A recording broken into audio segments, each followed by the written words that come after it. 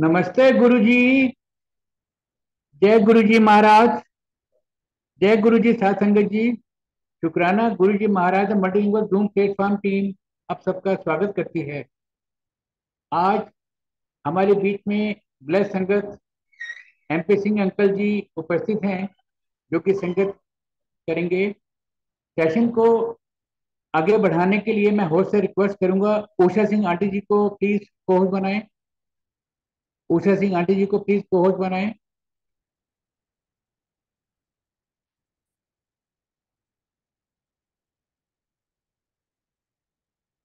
Over to you Usha aunty. जय गुरु जी aunty. Aunty please अपने आप को अनम्यूट करें, और आज गुरु जी की इच्छा है कि आप इस सेशन को मैनेज करेंगी प्लीज। जय गुरु जी। Over to you aunty. जय गुरु जी अंकल। What a surprise. मैं तो सुनने के लिए आई थी। जय गुरु जी। आ, बहुत बहुत शुक्राना गुरु जी का, और इस प्लेटफॉर्म का, सुरेश अंकल आपका बहुत बहुत दिल से शुक्राना, सारी संगत की तरफ से, कि हम सबको इतना अच्छा गुरु जी ये सौभाग्य दे रहे हैं कि every day something is happening on this platform, और कितनी चीजें सीखने को मिल रही हैं, सुनने को मिल रही हैं। और घर बैठे हुए कहीं जाने की जरूरत ही नहीं है, जूम पर ही सब कुछ अवेलेबल कर रहे हैं गुरु जी। इससे अच्छी सुविधा क्या हो सकती है। गुरु जी तो हमारे प्रैक्टिकल गुरु जी हैं। वो किस तरह से आज की टाइम में उनको मालूम है, सब इतने व्यस्त हैं, इतने बिजी हैं कि वो घर बैठे ही आकर के आपको कितनी सुंदर सुंदर चीजें सिखा जाते हैं। तो यही कहते हुए, आज सियाटल में बहुत सुंदर दिन सुबह सुबह है, जैसे मैं कह रही थी कि सुबह जो गुरु जी के की शब्द वाणी या गुरु जी का सत्संग हम सुनते हैं, वो हमारे लिए एक मेडिसिन होती है, एक खुराक होती है जो हमारे रूह तक पहुंचती है। और पूरा दिन हमारा गुरु जी के सिमरन में ही बीत जाता है, जो हाथों से काम करते करते फिर भी हम गुरु जी से जुड़े रहते हैं, उनकी बातों से जुड़े रहते हैं। तो बहुत ही सुंदर ये है। और uncle, thank you so much for this opportunity. It was a surprise for me. जय गुरु जी और उषा आंटी। उषा आंटी, मुझे लगता है कि ये फर्स्ट सेशन है मेरे ख्याल से, जिसमें आप एमपी सिंह अंकल जी के लिए होस्टिंग कर रही हैं, सेशन मैनेज कर रही हैं। जी, बिल्कुल सही कह रहे हैं। और एमपी जी तो इतने डिसिप्लिन, और इतने गुरु जी से मैं कहूँगी कि अ, उनके लिए मैं क्या कह सकती हूँ। एज अ संगत मैं बोल रही हूँ, not as a wife actually. क्योंकि जो उनका लेवल है वो एक जैसे ऋषि मुनि होते हैं, ना किसी की निंदा चुगली सुनना, ना कोई विवादों में पड़ना, बस चुपचाप साइलेंस में गुरु जी से जुड़े रहना। तो ये मैंने देखा है, उनके साथ सीखा है, और सीख रही हूँ रोज कि किस तरह से कम बोलना चाहिए, जो मुझे बोलना बहुत पसंद है। पर गुरु जी का जो भक्ति है और जो विश्वास है, वो साइलेंटली जो जिस तरह से वो अपनी दिनचर्या करते हैं, जो ध्यान में बैठते हैं, जो मैंने देखा है, उनसे सीखा है किस तरह से गुरु जी से इतने अच्छी तरह से जुड़ के रहना, और किस तरह से अपने को इस दुनिया में रहते हुए चारों तरफ जो इतनी चीजें चल रही होती हैं, उससे अपने को बचा के रखना है और उसमें लिप्त नहीं होना है। तो ये मेरी खुद की टीचिंग है जो मैं सीख रही हूँ। और गुरु जी ये तो एमपी जी कभी भी नहीं कहेंगे, क्योंकि he is a very very humble person. जो मैंने देखा है गुरु जी के साथ, इनका संबंध इतने वर्षों से 25 साल हो जाएंगे अब।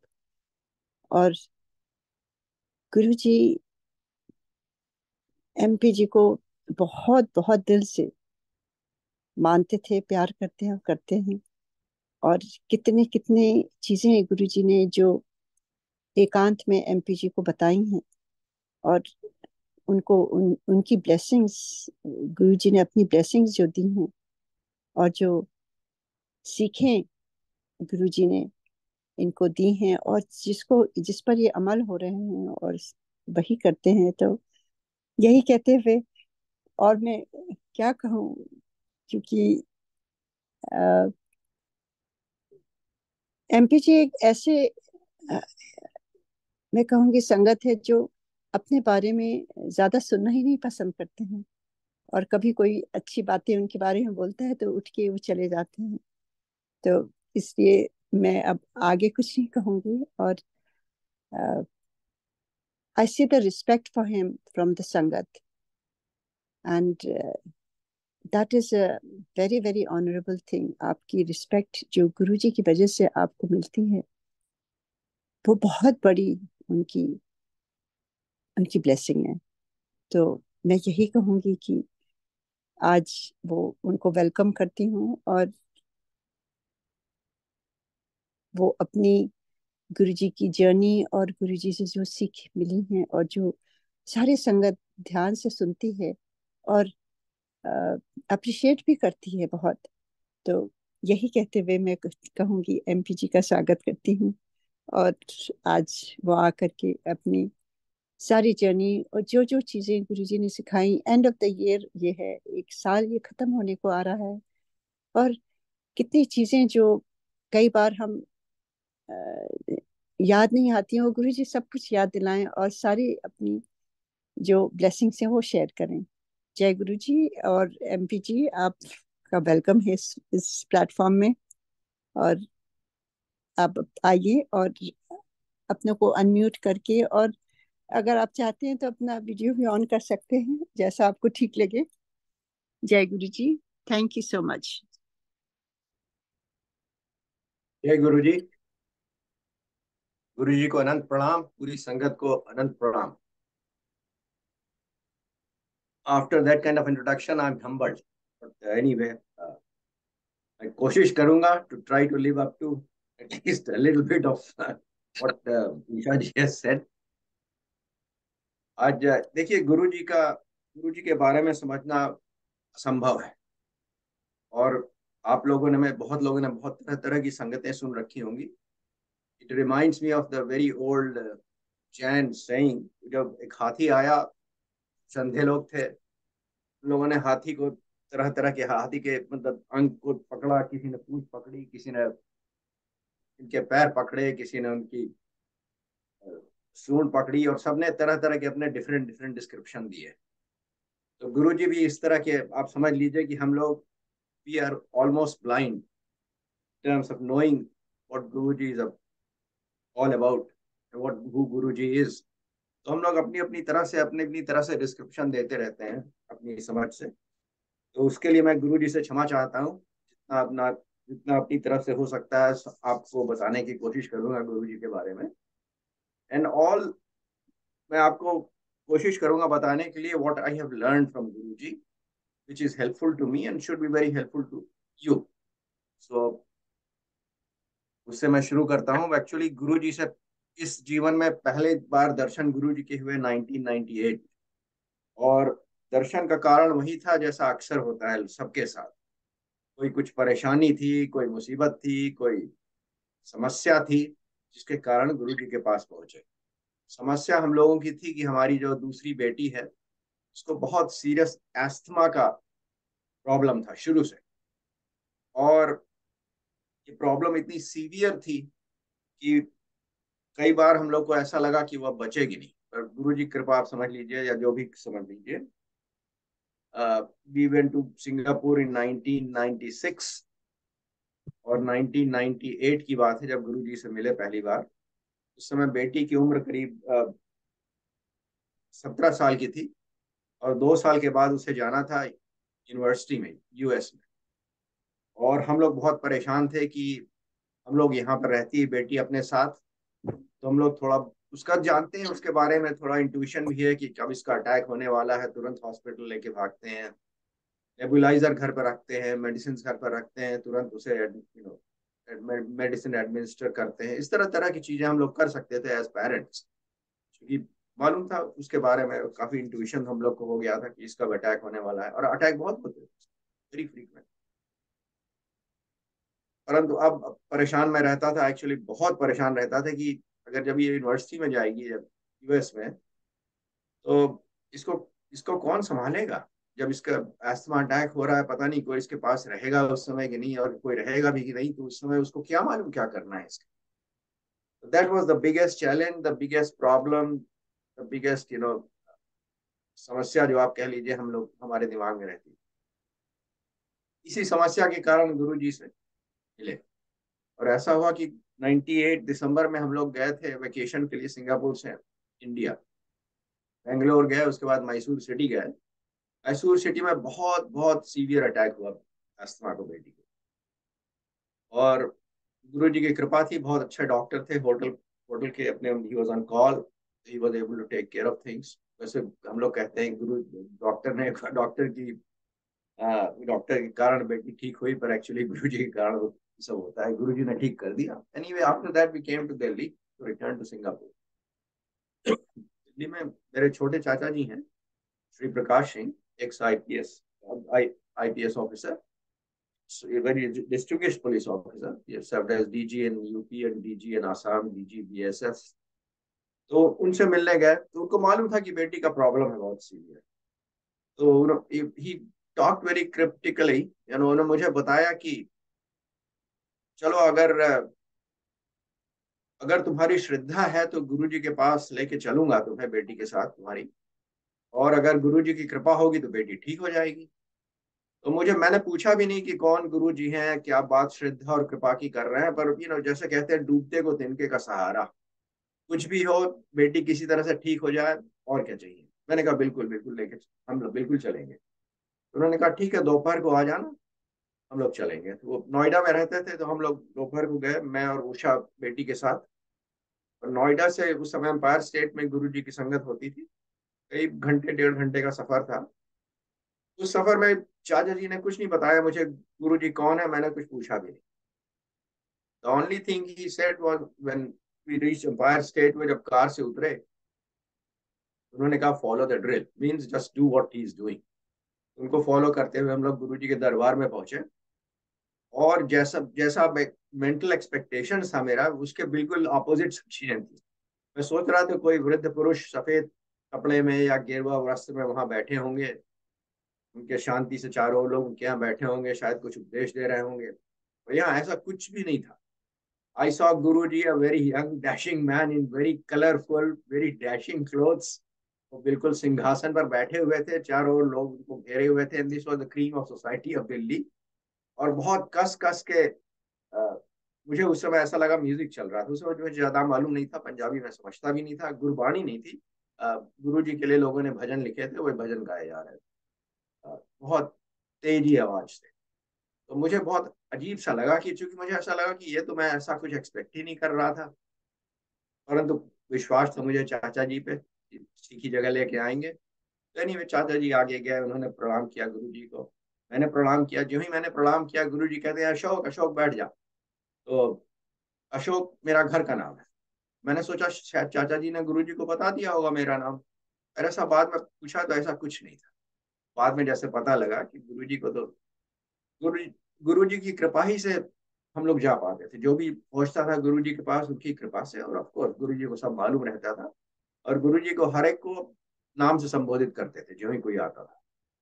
तो that was the first meeting with Guru जी। तो बहुत भीड़ थी एम्पायर स्टेट के हॉल में, हम लोग अलग अलग बैठ गए, मैं कहीं बैठा, उषा कहीं बैठी बेटी के साथ, चाचा और चाची कहीं अलग बैठे।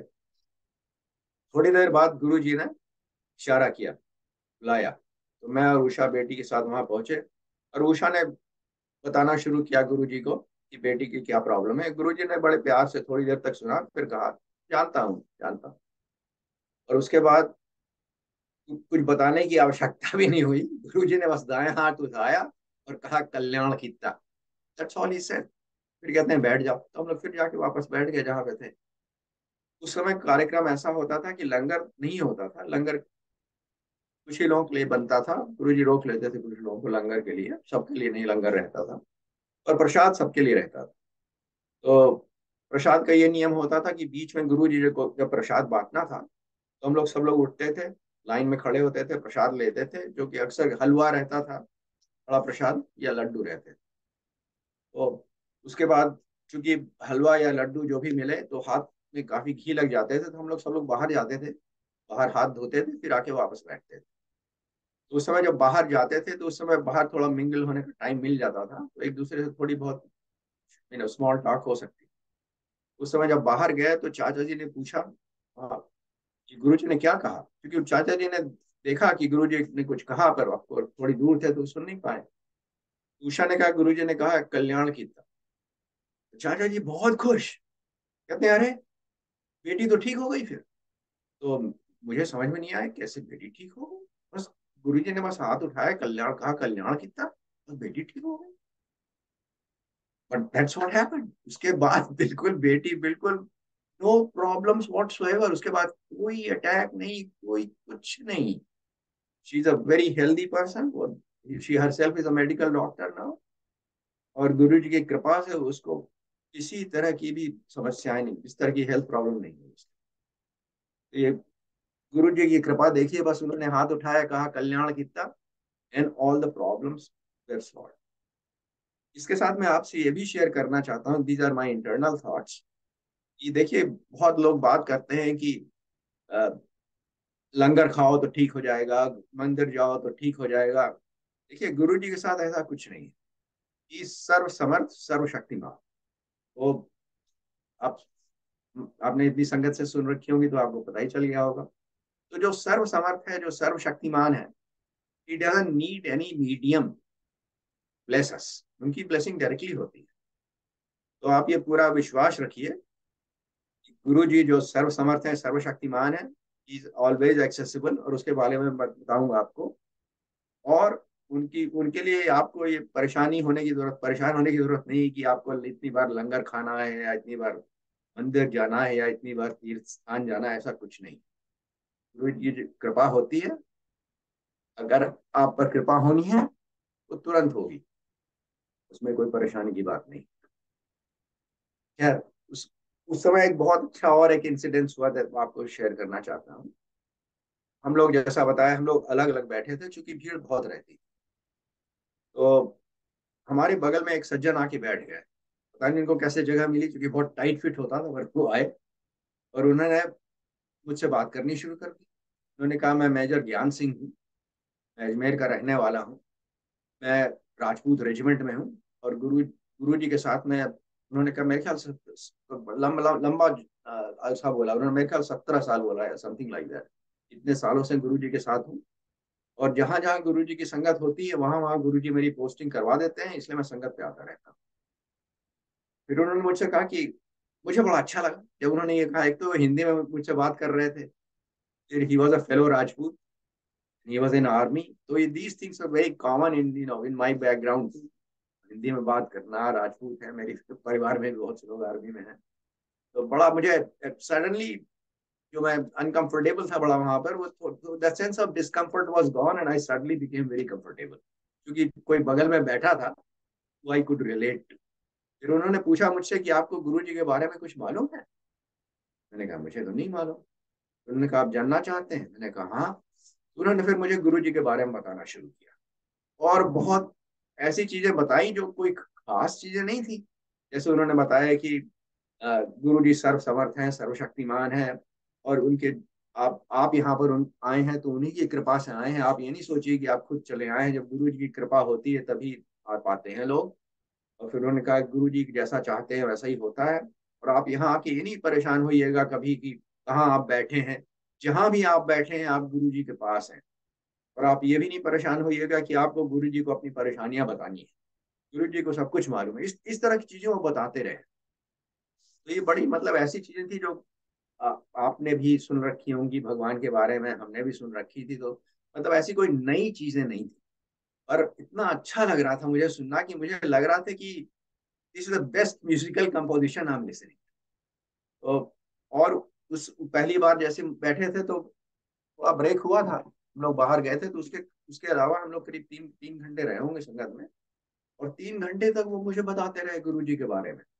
और ये भी आश्चर्य की बात थी कि जब हम लोग अ, बीच में लंगर जब प्रसाद लिया और बाहर हाथ धोने गए, फिर वापस आके बैठे, तो भीड़ में फिर वो मेरे पास ही आके बैठ गए। तो ये दीज थिंग्स, उस समय मैंने सोचा नहीं है सब, पर ये सब बातें आपको गुरु जी की कृपा से हो रही।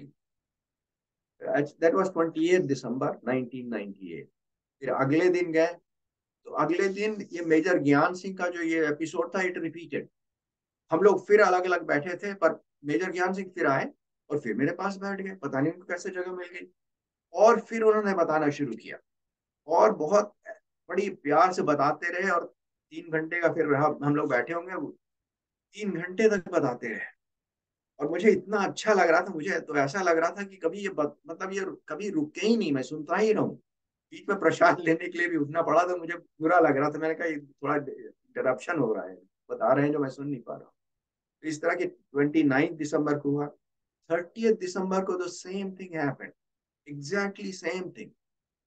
और उसके बाद उन्होंने मुझसे 30 दिसंबर को कहा कि आप कल आइए, हम लोग गुरु जी के साथ नया साल मनाएंगे, सेलिब्रेट करेंगे। तो हम लोग का कुछ और प्रोग्राम था, तो मैंने उसका मैं तो नहीं आ पाऊंगा।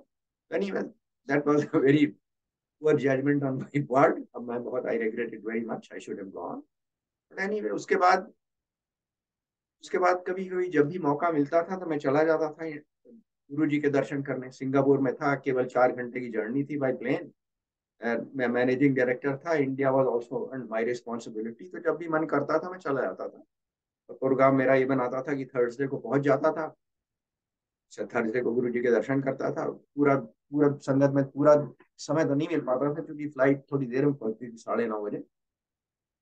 फिर फ्राइडे को बैठता था, सैटरडे को बैठता था पूरा, फिर संडे को पहुंचता था संगत में, पर फिर जल्दी उठ के चला आता था अपनी फ्लाइट वापस। तो this use to be my कार्यक्रम। और एक बहुत समय बीत गया, कई महीने बीत गए, अब याद नहीं मुझे एग्जैक्टली, हो सकता है 1 साल बीत गया हो, पर वो उसके बाद मेजर ज्ञान सिंह कभी दिखे नहीं। फिर मुझे बड़ा आश्चर्य हुआ, मैंने कहा मेजर ज्ञान सिंह ने मुझे बताया था कि की संगत में हमेशा आ जाते हैं, जिनकी पोस्टिंग गुरु जी ने हमेशा ऐसी जगह कर रखी है जहाँ पे वो संगत में आ सके। मैं सोच रहा था मेजर ज्ञान सिंह क्यों नहीं दिखे। फिर मैंने सोचा कि मैं पूछूं और लोगों से, क्यों मेजर ज्ञान सिंह नहीं आ रहे। तो जो वहाँ पे सेवादार थे, मैंने पूछा, 2 सेवादारों से पूछा। तो मैंने पूछा कि आप मेजर ज्ञान सिंह को जानते हैं, वो मुझे दिख नहीं रहे हैं। किसी को मेजर ज्ञान सिंह के बारे में नहीं मालूम। और उसके बाद मैं सालों तक गुरु जी की संगत में जाता रहा, मुझे मेजर ज्ञान सिंह के दर्शन नहीं। तो मैं आपसे ये शेयर करना चाहता हूँ, these are again my thoughts, कि आपको अगर गुरु जी के बारे में जानना है, आपकी सिंसियर क्यूरियोसिटी है एज अ भक्त, तो आपको बता देंगे गुरु जी। आपका वो मतलब आपका वो अरेंजमेंट कर देंगे, जिससे आपको जो भी आपके मन में जो भी आपको जानना है, आपको बता दिया जाएगा। उसके लिए आप कभी परेशान नहीं होंगे। और एक और बड़ी इंटरेस्टिंग चीज हुई उसके बाद, नेक्स्ट विजिट में मैंने सोचा कि मैं अपने चाचा जी को क्यों परेशान करूं। चाचा जी तो अब ले गए थे, पहली बार जब हम लोग गए थे 3 दिन हम लोग को एक साथ लेके गए। तो मेरे मुझे आइडिया था कि गुरु जी का मतलब संगत कहाँ है, एम्पायर स्टेट में कौन सी रोड पर है। और चाचा जी ने फोन नंबर भी मुझे दे दिए कि अगर कभी परेशानी हुई वहां जाने में तो ये फोन कर। मैंने सोचा कि मैं सीधे टैक्सी लेके चला जाऊंगा, किसी को साथ जाने की जरूरत नहीं है।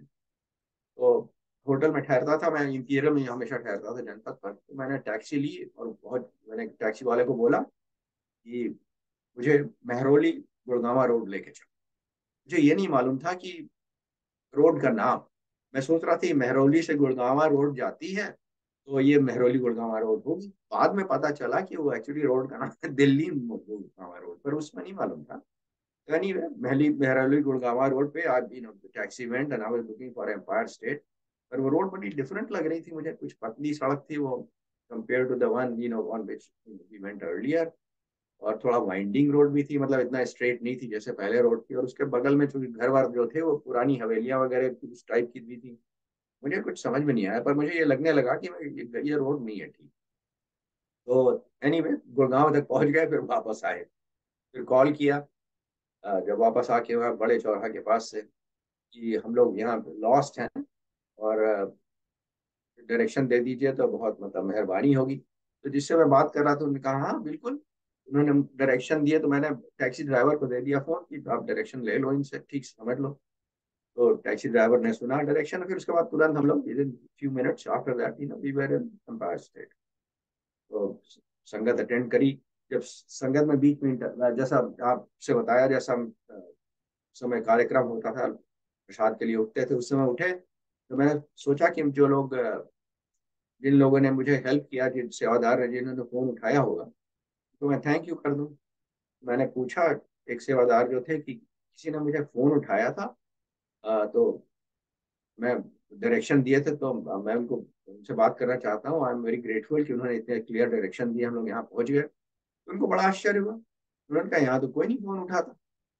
तो मुझे लगा पता नहीं कैसी बात कर रहे हैं। Anyway, at the end upon leaving the संगत, मैंने फिर वही पूछा क्वेश्चन किसी और सेवादार से, तो I got the same answer. गुरु जी के इंस्ट्रक्शंस हैं, यहाँ जब एक बार संगत शुरू हो जाती है कोई फोन नहीं उठाता है। और देखिए, मैंने फोन किया और किसी ने फोन उठाया। तो again thought that I want to share is कि अगर आपको गुरु जी, मतलब वो तो फिजिकली मैं पहुंच गया, but in any way, in symbolical way, आप सोचिए कि अगर आपको गुरु जी के पास कभी पहुंचना है, आपकी सिंसियर डिजायर है, तो आप पहुंच जाएंगे। गुरु जी आपका इंतजाम कर देंगे। ये इसको ये नहीं सोचिए कि फिजिकली मैं बात कर रहा हूँ, मैं बात कर रहा हूँ physically, spiritually, in all sense. तो गुरु जी, अगर आप में इंटरेस्ट है, आप में सिंसियर डिवोशन है, और आप गुरु जी तक पहुंचना चाहते हैं, तो आप पहुंच जाएंगे, इसमें आप बिल्कुल नहीं परेशान। तो इस तरह की बहुत सी चीजें होती रही जो मैं आपसे और शेयर करता रहूं। नेक्स्ट ईयर 1999 में दिसंबर में फिर मैं गुरु जी की संगत में था। उस समय परिवार नहीं था मेरे साथ, चाचा जी के साथ मैं संगत में गया था उस दिन, दिसंबर ऑफ 1999। और मुझे उस समय ये नहीं मालूम था कि गुरु जी के यहाँ बड़े मंदिर भी है। उसी समय नया नया बड़ा मंदिर बना था, एक साल ही हुए थे मेरे ख्याल से। तो काफी देर तक हम लोग संगत में बैठे रहे, करीब 10-12 ही लोग बचे थे। तो गुरु जी ने कहा चलो अब सब लोग बड़े मंदिर चलते हैं। मुझे बड़ा मंदिर मालूम नहीं था कहाँ है। तो चाचा जी ने मुझसे कहा तुम्हें तो मालूम नहीं है बड़ा मंदिर कहाँ है, ऐसा करो मेरी कार में चलो, वापस मैं तुम्हें यहीं छोड़ दूंगा, फिर अपने तुम्हें होटल चले जाना। मैंने कहा ठीक। तो मैं उनकी कार में बैठ गया और बड़े मंदिर तक हम लोग उनकी कार में गए। और रास्ते journey must have been I don't know 20 minutes और हाफ एन आवर, जो भी समय था। और मेरे चाचा जी बहुत नाराज, गुरु जी पे नाराज, कह रहे थे गुरु जी सब पर कृपा कर देते हैं, सबको ब्लेस कर देते हैं, ये कभी नहीं सोचते कि कोई अच्छा है बुरा है कैसा है, बिना सोचे समझे सबको ब्लेस करते हैं। और मैंने सोचा क्यों कह रहे हैं, तो फिर उन्होंने समझाया मुझे। उन्होंने कहा कि एक आईएएस ऑफिसर है, शी इज वेरी करप्ट, और उनके उनके जब भी उनके इन्वेस्टिगेशन शुरू होता था उनके लिए, उनके कारण केस के में, तब वो गुरुजी के पास आती थी, गुरुजी के पास बैठती थी, गुरुजी के पैर वैर दबाती थी, और गुरुजी की ब्लेसिंग लेने के कारण उनकी फाइल जो इन्वेस्टिगेशन की होती थी वो तुरंत बंद हो जाती। तो again the same thing was happening. मेरा माय कजिन ब्रदर, उनके मेरे चाचा जी का जो बड़ा बेटा है, he was in CBI at that time, he was an IG. तो मेरे चाचा जी को मालूम रहा होगा कि फिर इनका इन्वेस्टिगेशन शुरू हो गया है इनके बारे में। तो फिर बहुत नाराज थे चाचा जी, फिर ये आ गई थी और अगेन शील्ड, इसका करप्शन का केस जो है कुछ नहीं होगा, इसकी फाइल बंद हो जाएगी। और गुरु जी बिल्कुल नहीं सोचते कि ऐसे लोगों को ब्लेस कर देते हैं जिन लोगों को समाज में रहना नहीं चाहिए, को जेल में रहना चाहिए, जिससे समाज को तंग न करे, समाज को परेशानी ना हो। तो इसी तरह की बातें करते जा रहे हैं। एनीवे, हम लोग बड़े मंदिर पहुंचे। हम लोग की कार पहले पहुंच गई थी गुरु जी के। हम लोग उतरे बड़े मंदिर में, हम लोग कार वहां बाहर खड़े थे, गुरु जी का इंतजार कर रहे थे। फिर गुरु जी की कार आई, गुरु जी उतरे, बगल से गुजरे, और थोड़ी दूर गए होंगे, 5-10 कदम दूर आगे गए, फिर एकदम से गुरु जी रुके, तुरंत बड़ी तेजी से मुड़े, और मेरे चाचा जी की ओर देख कर बड़ी क्लियरली, वेरी स्टर्नली बोले, महापुरुषों की कृपा हर पर बराबर। And these were his exact words, महापुरुषों की कृपा हर पर बराबर। And then he turn around and went. बड़े मंदिर, उसके बाद हम लोग भी फॉलोड हिम। तो द रीजन मैं ये शेयर कर रहा हूँ आपसे इंसिडेंट्स, कि काफी आप लोग सुनेंगे कि ये पुरानी संगत है, ये नई संगत है, या कभी कभी आप सुनेंगे कि ये मिस्टर ये है, ये गुरु जी को बड़ी अच्छी तरह जानते हैं, ये गुरु जी के बड़े नजदीक है। तो आप ये सब बातें बिल्कुल दिमाग से हटा दीजिए, बिल्कुल हटा दीजिए। वहां पर गुरु जी के यहाँ कोई हायरार्की नहीं है। गुरु जी की कृपा हम सब पर बराबर है। We are all his children, his पिता परमेश्वर। So for him, the love is same for all of us. There is no discrimination and there is no difference in the blessings. तो आप आगे से कभी ये नहीं सोचिएगा कि कोई आपसे ज्यादा ब्लेस्ड है या कोई आपसे कम ब्लेस्ड है, या आपको आपकी परेशानियां क्यों नहीं ठीक हो रही हैं। इस तरह की बातें बिल्कुल आप अपने दिमाग से हटा दीजिए। We are all equally blessed, we are all the same in front of our guru. और आपको एक और इंटरेस्टिंग बात, इंसिडेंट बताएं, and we are I am not going in any particular chronological order. और उसके बाद एक किसी ने मुझसे कहा कि गुरुजी की तुम पर इतनी कृपा है, गुरुजी के कारण तुम्हारी बेटी ठीक हो गई, you should do something for Guruji. मैंने कहा मैं क्या करूं। मैं सोचने लगा, तो मैंने कहा कि मैं एक दिन मेरे गुरुजी से कहा, गुरुजी आप सिंगापुर आइए, अ, हमारे साथ रहिए, हमें सेवा का मौका दीजिए। Mean as a layman, without thinking मैंने कह दिया। गुरुजी ने बड़े प्यार से कहा हाँ हाँ बिल्कुल आऊंगा। मुझे बहुत खुशी हुई कि गुरुजी आएंगे। फिर एनीवे कुछ टाइम पास, फिर मैंने पूछा कि गुरुजी ने कह तो दिया कि आएंगे, पर मैं उनसे पूछूं कि कब आएंगे। मैंने एक दिन पूछा उनसे, गुरुजी आप कब आएंगे। गुरुजी ने कहा 1 साल में आऊंगा। तो ठीक है। फिर उसके बाद में टाइम बीता, फिर मैं सोचने लगा कि गुरुजी ने कह दिया अब 1 साल में आएंगे, और मुझे ये नहीं मालूम कि गुरुजी के पास पासपोर्ट है कि नहीं, क्योंकि मुझे टिकट का इंतजाम करना है गुरुजी से डेट वेट पूछ के। तो अगली बार जब मैं संगत में गया, मैं धीरे से जब गुरुजी के पास बैठा, तो मैंने गुरुजी से कहा कि गुरुजी आपके पास पासपोर्ट है। गुरुजी इतनी कस के ठहाका मार के हंसने लगे कि मैं घबरा गया। मुझे लग रहा था गुरुजी इतनी कस के हंस रहे हैं कि बिल्कुल लोट पोट हो जाएंगे, मतलब ये फॉल ऑफ हिज चेयर। मैं थोड़ा और मैं बड़ा एम्बेरस भी हो रहा था। गुरुजी इतनी कस कस के हंस रहे हैं और गुरुजी कस कस के बोल रहे हैं, ये मुझसे पूछ रहा है मेरा पासपोर्ट है कि नहीं, मेरे पास पासपोर्ट है कि नहीं। I was so embarrassed. मैंने कहा मैंने कोई लगता है बहुत बेवकूफी की बात कर दी है। उसके पर नहीं, उसके बाद मैंने कभी गुरुजी से पूछा नहीं कि आने के बारे में, ना पासपोर्ट के बारे में, ना ट्रिप के बारे में, ना टिकट के बारे में। मेरी हिम्मत ही नहीं हुई इसके बाद कुछ पूछने की। एनीवे उस समय ट्रैवल काफी करता रहता था मैं अपनी जॉब में। तो एक दिन मुझे ऑस्ट्रेलिया जाना था। कभी कभी मैं ओवरनाइट फ्लाइट लेके, रेड आई फ्लाइट लेके जाता था। तो उस समय प्रोसीजर ये होता था कि travel agent would arrange very nice Mercedes take me to the airport. तो it was must have been 9-10 PM at night. नीचे टैक्सी आ गई, तो मैं गया नीचे। टैक्सी में जो ही बैठा, मुझे ऐसा लगा कि आई वाज इन हेवन। बिल्कुल मुझे स्वर्ग की तरह लगा। यानी ऐसा एनवायरनमेंट था एकदम। फ्रेग्रेंस वहां पे इतनी अच्छी थी, कुछ मुझे समझ में नहीं आ रहा था। मैं तो बिल्कुल I was just totally lost. मुझे बिल्कुल नहीं समझ में आया क्या हो गया है।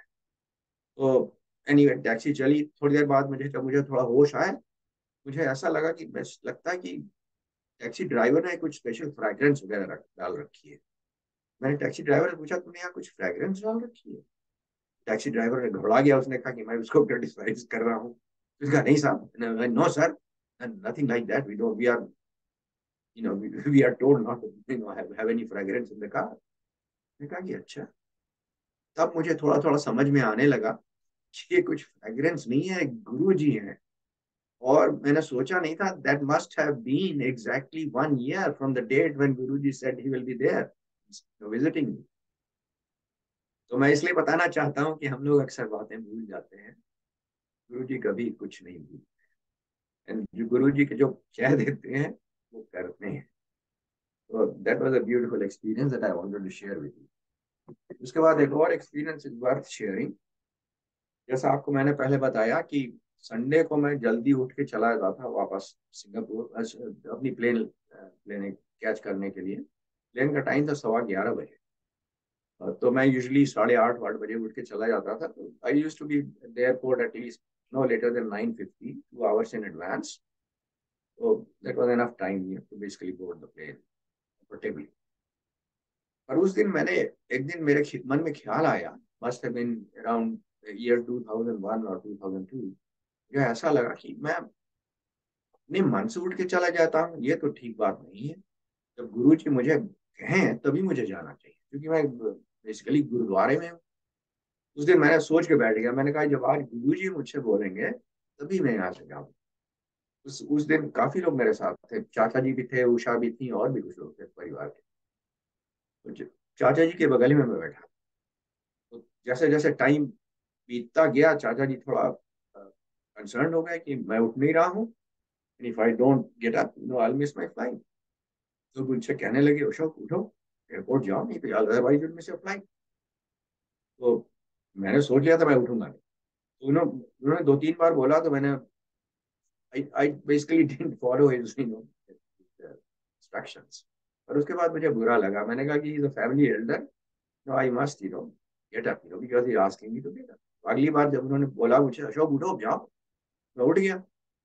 उठ के गया गुरुजी की तरफ, जो ही गुरुजी की तरफ गया, गुरुजी ने देखा, दूर से ही हंसने लगे देख के, बैठ जा बैठ जा बैठ जा, तेरी फ्लाइट कैंसिल। आके वापस बैठ गया। मैंने चाचा जी से कहा, गुरुजी ने कहा मेरी फ्लाइट कैंसिल। अब चाचा जी को भी वही होता है पीस किया, फ्लाइट मेरी कैंसिल हो गई। और उसके बाद काफी टाइम हो गया, बहुत देर हो गई। उसके बाद गुरुजी ने फिर ही वेव, उन्होंने कहा अच्छा अब जा। तो मैं गुरुजी की प्रणाम करके मैं बाहर गया, तो चाचा जी भी आ गए, परिवार के भी लोग थे, वो भी आ गए बाहर, जस्ट से बाय बाय। चाचा जी ने मुझसे कहा कि अब तो तुम इतनी देर हो गई है कि you won't make your flight, तो ऐसा करो तुम चले जाओ एयरपोर्ट। गुरु जी ने कहा जाने के लिए, फिर वापस आ जाना, हम लोग यहाँ से सीधे एक साथ ही फिर जाएंगे वापस। मैंने कहा ठीक है।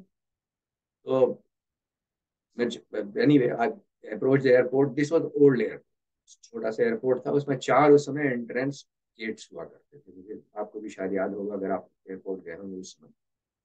और काफी भीड़ होती थी हमेशा, काफी केओटिक सीन रहता था उस समय भी, same scene, same chaos, same भीड़ भाड़ रहता था, बहुत शोर शराबा सब कुछ। और अब मुझे एक बार बड़ा आश्चर्य हुआ, जैसे as we approach as we were at the airport, एक साथ 3 गेट दिख जाते थे। मैंने देखा उन the 3 gates I saw, there was nobody there at any of those gates. मुझे बड़ा आश्चर्य हुआ, इतनी भीड़ लगी हुई है, इतने लोग हैं, scene is exactly the same as all the time, पर कोई भी नहीं है यहाँ पर। Anyway, it used to be gate number 3 for me, तो सिंगापुर एयरलाइंस गेट नंबर 3 से एंटर किया। और मैंने छोटा सा एयरपोर्ट था, सामने सिंगापुर एयरलाइंस का काउंटर होता था, मुझे काउंटर नहीं दिखा, तो मैंने कहा क्या बात है, कोई साइनेज नहीं है। तो मैं I turn back, turn around, जो कांस्टेबल जो पासपोर्ट चेक करते थे उन्हीं से मैंने पूछा कि यहाँ सिंगापुर एयरलाइंस काउंटर था, क्या हुआ। तो उन्होंने कहा यू आर, आप बहुत लेट हो गए हैं, उन्होंने अब चेक इन बंद कर दिया, पर आप जाइए देखिए। मैं I approach the counter, anyway counter के पीछे केबिन था, वहां पे जहाँ उनका स्टाफ रहता होगा जो चेक इन करते होंगे, तो वहां से एक आदमी बाहर आए। उन्होंने कहा आर यू मिस्टर सिंह, मैंने कहा जी। तो ही यस, तो he handed me my boarding pass. तो at that till that time I was not extremely surprise कि जो हुआ था, क्योंकि बोर्डिंग पास प्री प्रिंट कर देते थे सिंगापुर एयरलाइंस वाले, फर्स्ट क्लास और बिजनेस क्लास। मैंने कहा मैं ही बचा हूंगा तो मुझे बोर्डिंग पास दे रहे हैं। तो उसके बाद I quickly field my embarkation card, मैं इमिग्रेशन की तरफ गया। Migration, there must have been 6 lanes which were open, maybe have 6, maybe 7, maybe 5, I can't remember, but काफी lanes open थी। और मुझे बड़ा आश्चर्य हुआ कि पूरा एयरपोर्ट भरा हुआ है। The scene was similar to the scene outside, similar to the scene always, पूरी तरह से भीड़ लगी हुई है एयरपोर्ट के अंदर, और सब लोग इधर उधर, मतलब वेरी chaotic scene। और पूरी जितनी इमिग्रेशन की लाइन है वहां पर कोई भी नहीं है। अब मुझे लगने लगा कि क्या हो रहा है, न बाहर ग्रेट के एंट्रेंस में कोई था, न यहाँ पर कोई है। तो मैंने वॉकिंग आई वॉक। अब मुझे थोड़ा थोड़ा समझ में आने लगा कि ये तो गुरु कृपा ही से संभव है जो हो रहा है। उसके बाद बोर्डिंग जो हॉल रहता था, उसमें नीचे की तरफ जाना रहता था, एस्केलेटर लगे, काफी बड़ा हॉल था। उसमें उस समय 2 सिक्योरिटी के गेट हुआ करते, काफी very tall gate, doors basically, not gates. तो काफी लंबी लाइनें लगती थी सिक्योरिटी चेक के लिए। Again the same thing happened exactly. Airport पर इतनी भीड़ है, लोग भरे हुए हैं बोर्डिंग एरिया में, परंतु वो दोनों सिक्योरिटी गेट्स, वहां पर कोई भी नहीं है। There was not a single person, there was no line, nothing. Basically I was essentially walking through the airport without any stop anywhere, kept walking. I was the last person to board the plane. Within 5 minutes of me taking my seat, they closed the door, the plane took off.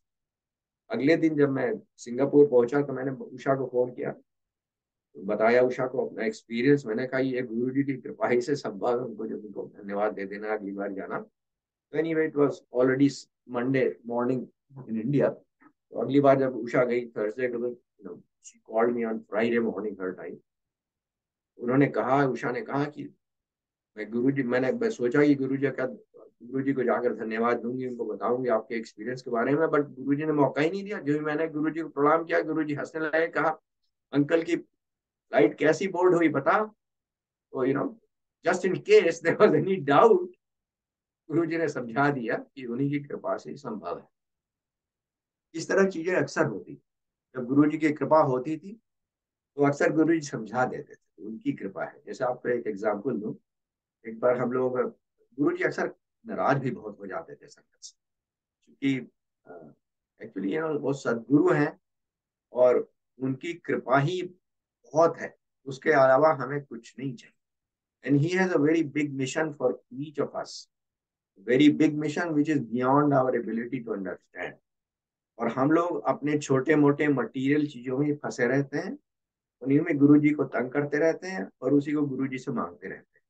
और गुरु जी कहते थे मांगो मत मानो, पर किसी की नहीं समझ में आता था, सब अपनी धुन में लगे रहते थे। सब सोचते थे कि यहाँ तो विश फुलफिलिंग ये मशीन है यहाँ पर, गुरु जी यहाँ पे आओ मांगो, अपना मनोकामनाएं पूरी करो और खुश रहो। तो यही होता था वहाँ कार्यक्रम। तो गुरु जी बहुत उदास रहते थे, नाराज भी हो जाते थे, किसी की समझ में नहीं आता। तो कभी कभी मुझे बताया गया था, कभी कभी पंजाब चले जाते थे नाराज होकर, पंजाब में रहते थे थोड़े दिन, फिर वापस आया। तो during one of those times हम लोग इंडिया जाने का प्रोग्राम था, तो मुझे पता चला कि गुरुजी जलंधर चले गए हैं, और and he is given clear instruction कि दिल्ली की संगत का कोई भी नहीं आएगा, वहाँ कोई भी अलाउड नहीं है जलंधर आने को। Was very unhappy with Delhi संगत। मुझे बड़ी दुविधा में था कि मैंने कहा कि मैं रहता तो सिंगापुर में था टेम्पोररली, पर मैंने कहा मैं जाके दिल्ली में मिलता हूँ गुरु जी से, पता नहीं मैं should I be considered part of Delhi संगत। मैंने चाचा जी को कॉल किया कि चाचा जी मुझसे पूछ लीजिए, पता करिए कि मैं गुरु जी की संगत में जा पाऊँ सकता हूँ कि मुझे मुझे परमिशन है कि नहीं। और फिर मुझे एक और वहाँ पे कुछ लोगों से जान पहचान हो गई थी, तो I asked one more person. मुझे दोनों जगह से चाचा जी ने भी मुझे बताया, the other gentleman also called and said कि नहीं आप you can go, you are not considered part of Delhi Sangat. तो प्रोग्राम मैंने बताया उस समय, प्रोग्राम यूजली जब बच्चे हमेशा छुट्टी में आ जाते थे, स्प्रिंग ब्रेक में, समर ब्रेक में, विंटर ब्रेक में, और हमें हमेशा हम लोग का प्रोग्राम रहता था गुरु जी के दर्शन करते थे।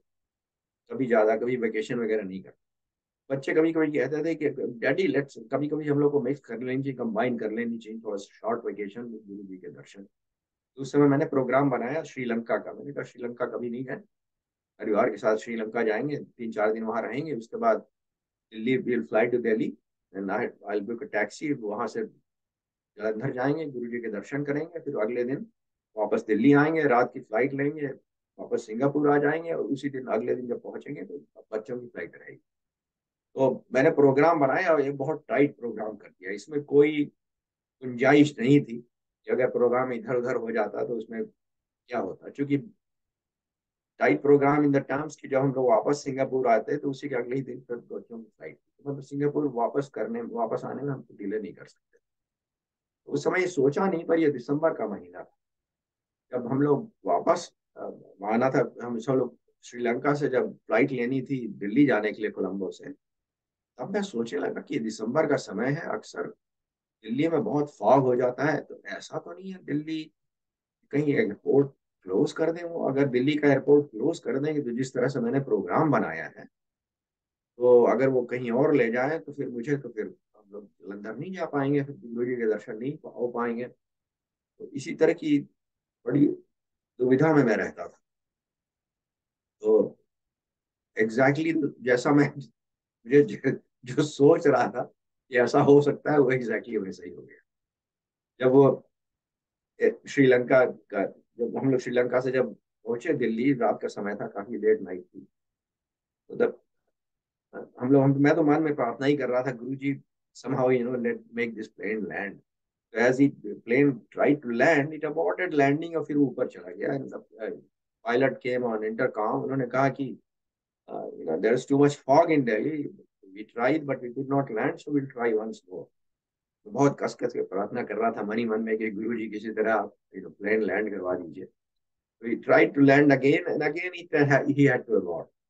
फिर उन्होंने फिर pilot came on intercom and he said as you know that we could not land again and we've been asked to go to Ahmedabad. अब मेरा माय हार्ट सैंक.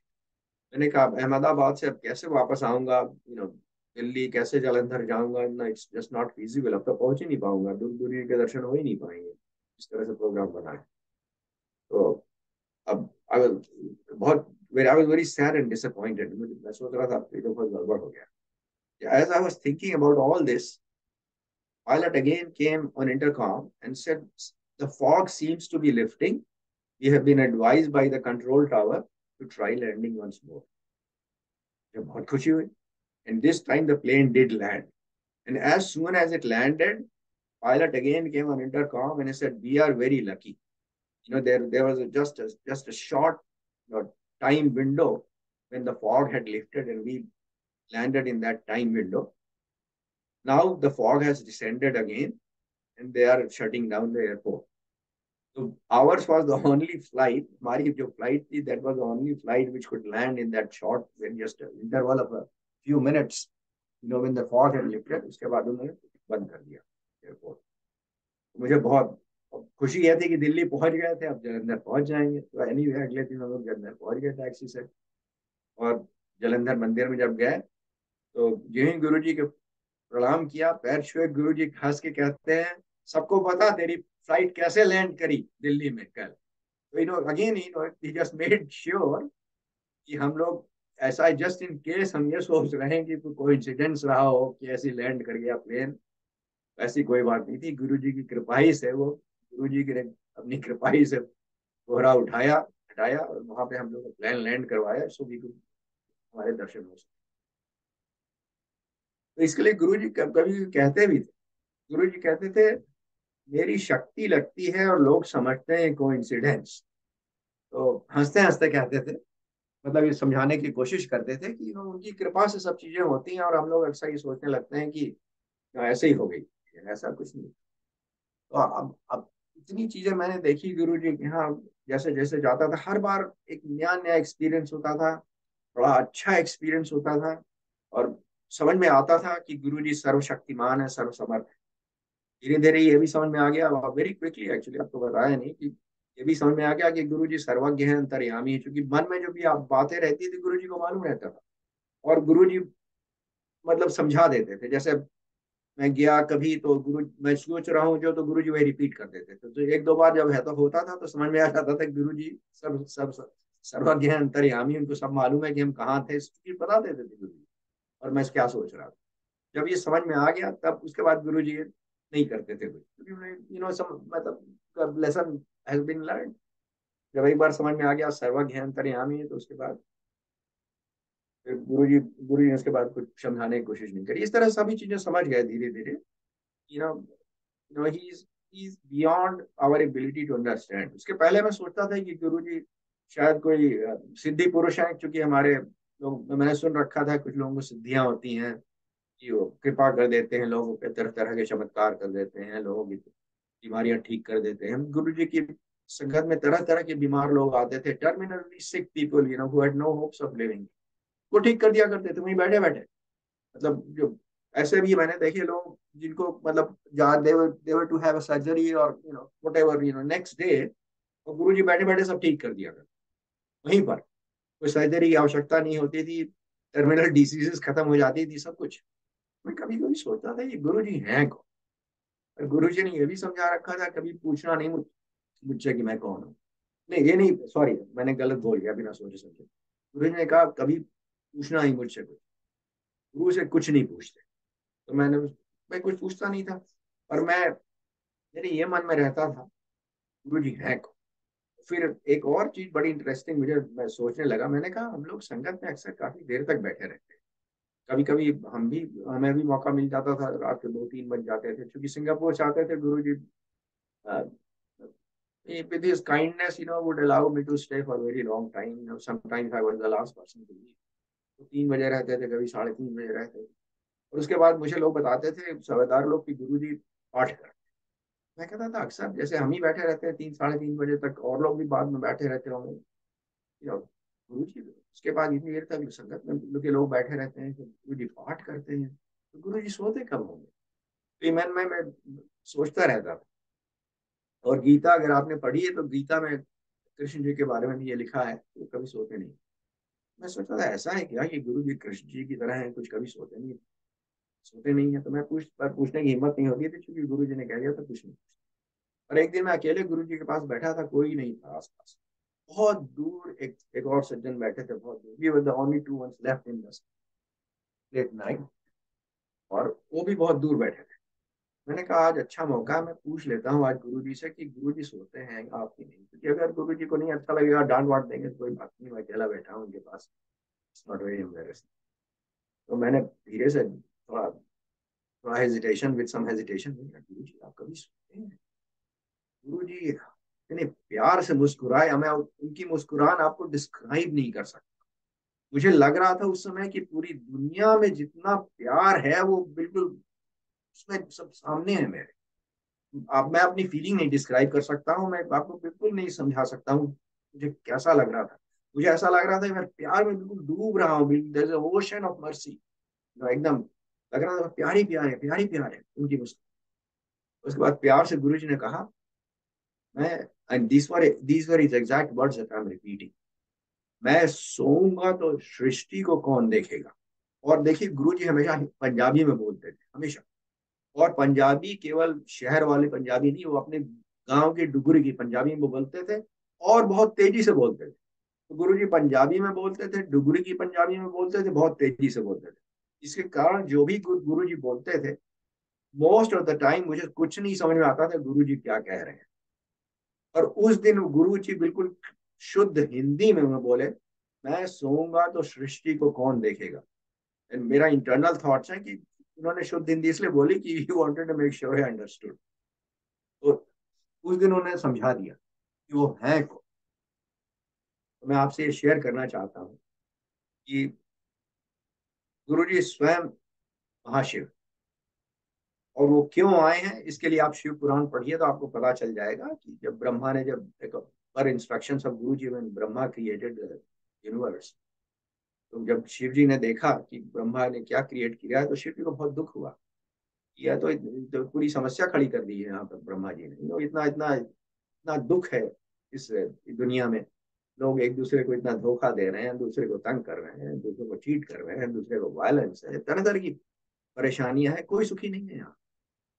तो गुरु जी ने, सॉरी, शिव जी ने ब्रह्मा जी से कहा तुमने क्या कर दिया। ब्रह्मा जी को नहीं समझ में आया। Anyway, I am making it short. उसके बाद ब्रह्मा जी ने गुरु जी से कहा, शिव जी से कहा कि आप ठीक कर दीजिए। तो शिव जी ने कहा नहीं, मैं ठीक तो नहीं करूंगा, क्योंकि तुमने, तुम्हारा ये तुम्हारी सृष्टि है, और मैं कभी कभी सदगुरु के रूप में पृथ्वी पर जाऊंगा और कुछ अपने भक्तों का उद्धार करूंगा। तो this is what explain, it is how it's explained in Shiv Puran and in other places too. तो कभी कभी जो शिव जी हैं वो पृथ्वी पर आते हैं एज सदगुरु, not to fulfill our material wishes, but to really take care of us. So to take us back to where we came from. और उसके लिए यह जरूरी है कि हमारे कर्म जो हैं, जो हमें यहाँ पर रखते हैं, जिनके कारण हमें बार बार जन्म लेना पड़ता है, तो कर्म गुरु ठीक करते हैं। और कर्म इसलिए उनको आना पड़ता है मनुष्य रूप में कि हम कर्म डिसअपियर नहीं हो सकते। The only way for us to dissolve our कर्म to dissolve is for somebody else to take it upon himself. So गुरु जी आते हैं मनुष्य रूप में, मनुष्य शरीर में, हम लोग के कर्म अपने ऊपर लेते हैं। इन सफर्स फॉर अस। बहुत गुरु जी बहुत परेशानियों में रहते हैं, बहुत तरह तरह की गुरु जी को तकलीफें थी, दर्द होता रहता था, बीमारियां होती रहती थी तरह तरह की, हम लोग के कारण। क्योंकि हम लोग को जितनी समस्याएं थी, जितनी परेशानियां थी, जितने हमारे कर्म थे, गुरु जी अपने ऊपर लेते हैं, और हम लोग ये समझ नहीं पाते। और हम लोग वहां पे जाके बस अपनी फरमाइशें करते रहते थे, गुरु जी ये कर दीजिए, वो कर दीजिए, आप ही बीमारियां लेके जाते थे, बीमारियां ठीक करवाते थे। तो जो सदगुरु हैं, जो आए हैं, तो उनको उनका उनका आप रोल समझिए। आप उनसे कुछ मांगिए मत, बस उनको मानिए, उन पर ध्यान करिए, उन पर पूरा विश्वास रखिए, सब कुछ उन पर छोड़ दीजिए। आपको जो करना है आपको मालूम, आप कर्म करिए, और बस Everything will happen per Guruji's plan, not your plan, per Guruji's plan, but mostly it will also be your plan, beyond your plan. आपको things will happen which will be way beyond your expectations. पर कभी कभी ऐसी भी चीजें होंगी, जैसे गुरुजी कहते थे, जिंदगी में अप एंड डाउन तो होता ही रहता है। मैं अपनी भाषा में बोलूँ, sometimes bad things will also happen, and when the bad things happen, don't feel bad about it, क्योंकि वो बुरी चीजें तो होनी ही है, वो तो कर्म के कारण हो रही है, हमारे ही कर्म के कारण। और जब बुरी चीजें जब we are happening at Guru ji feet, तो सिग्निफिकेंस इज, अगर हम लोग की सफरिंग 1 यूनिट है, तो for us of 1 unit of suffering, Guru ji suffering में भी 1000 यूनिट, में भी मिलियन यूनिट्स। हमारे कर्म बहुत तेजी से उस समय डिसॉल्व हो रहे हैं। तो अगर कभी परेशानियां हो, कभी दुख हो, थोड़ी बीमारियां हो, तो बिल्कुल परेशान नहीं हुई। That is the best thing that could happen at Guruji's feet, because that's what Guru is there for. हमारे कर्मों को वो दूर कर रहे हैं। हमारी थोड़ी सी सफरिंग हो रही है, हमारी बहुत सफरिंग वो अपने ऊपर उस समय ले रहे हैं, और सब जितनी कर्म है हमें सब डिसॉल्व कर रहे हैं।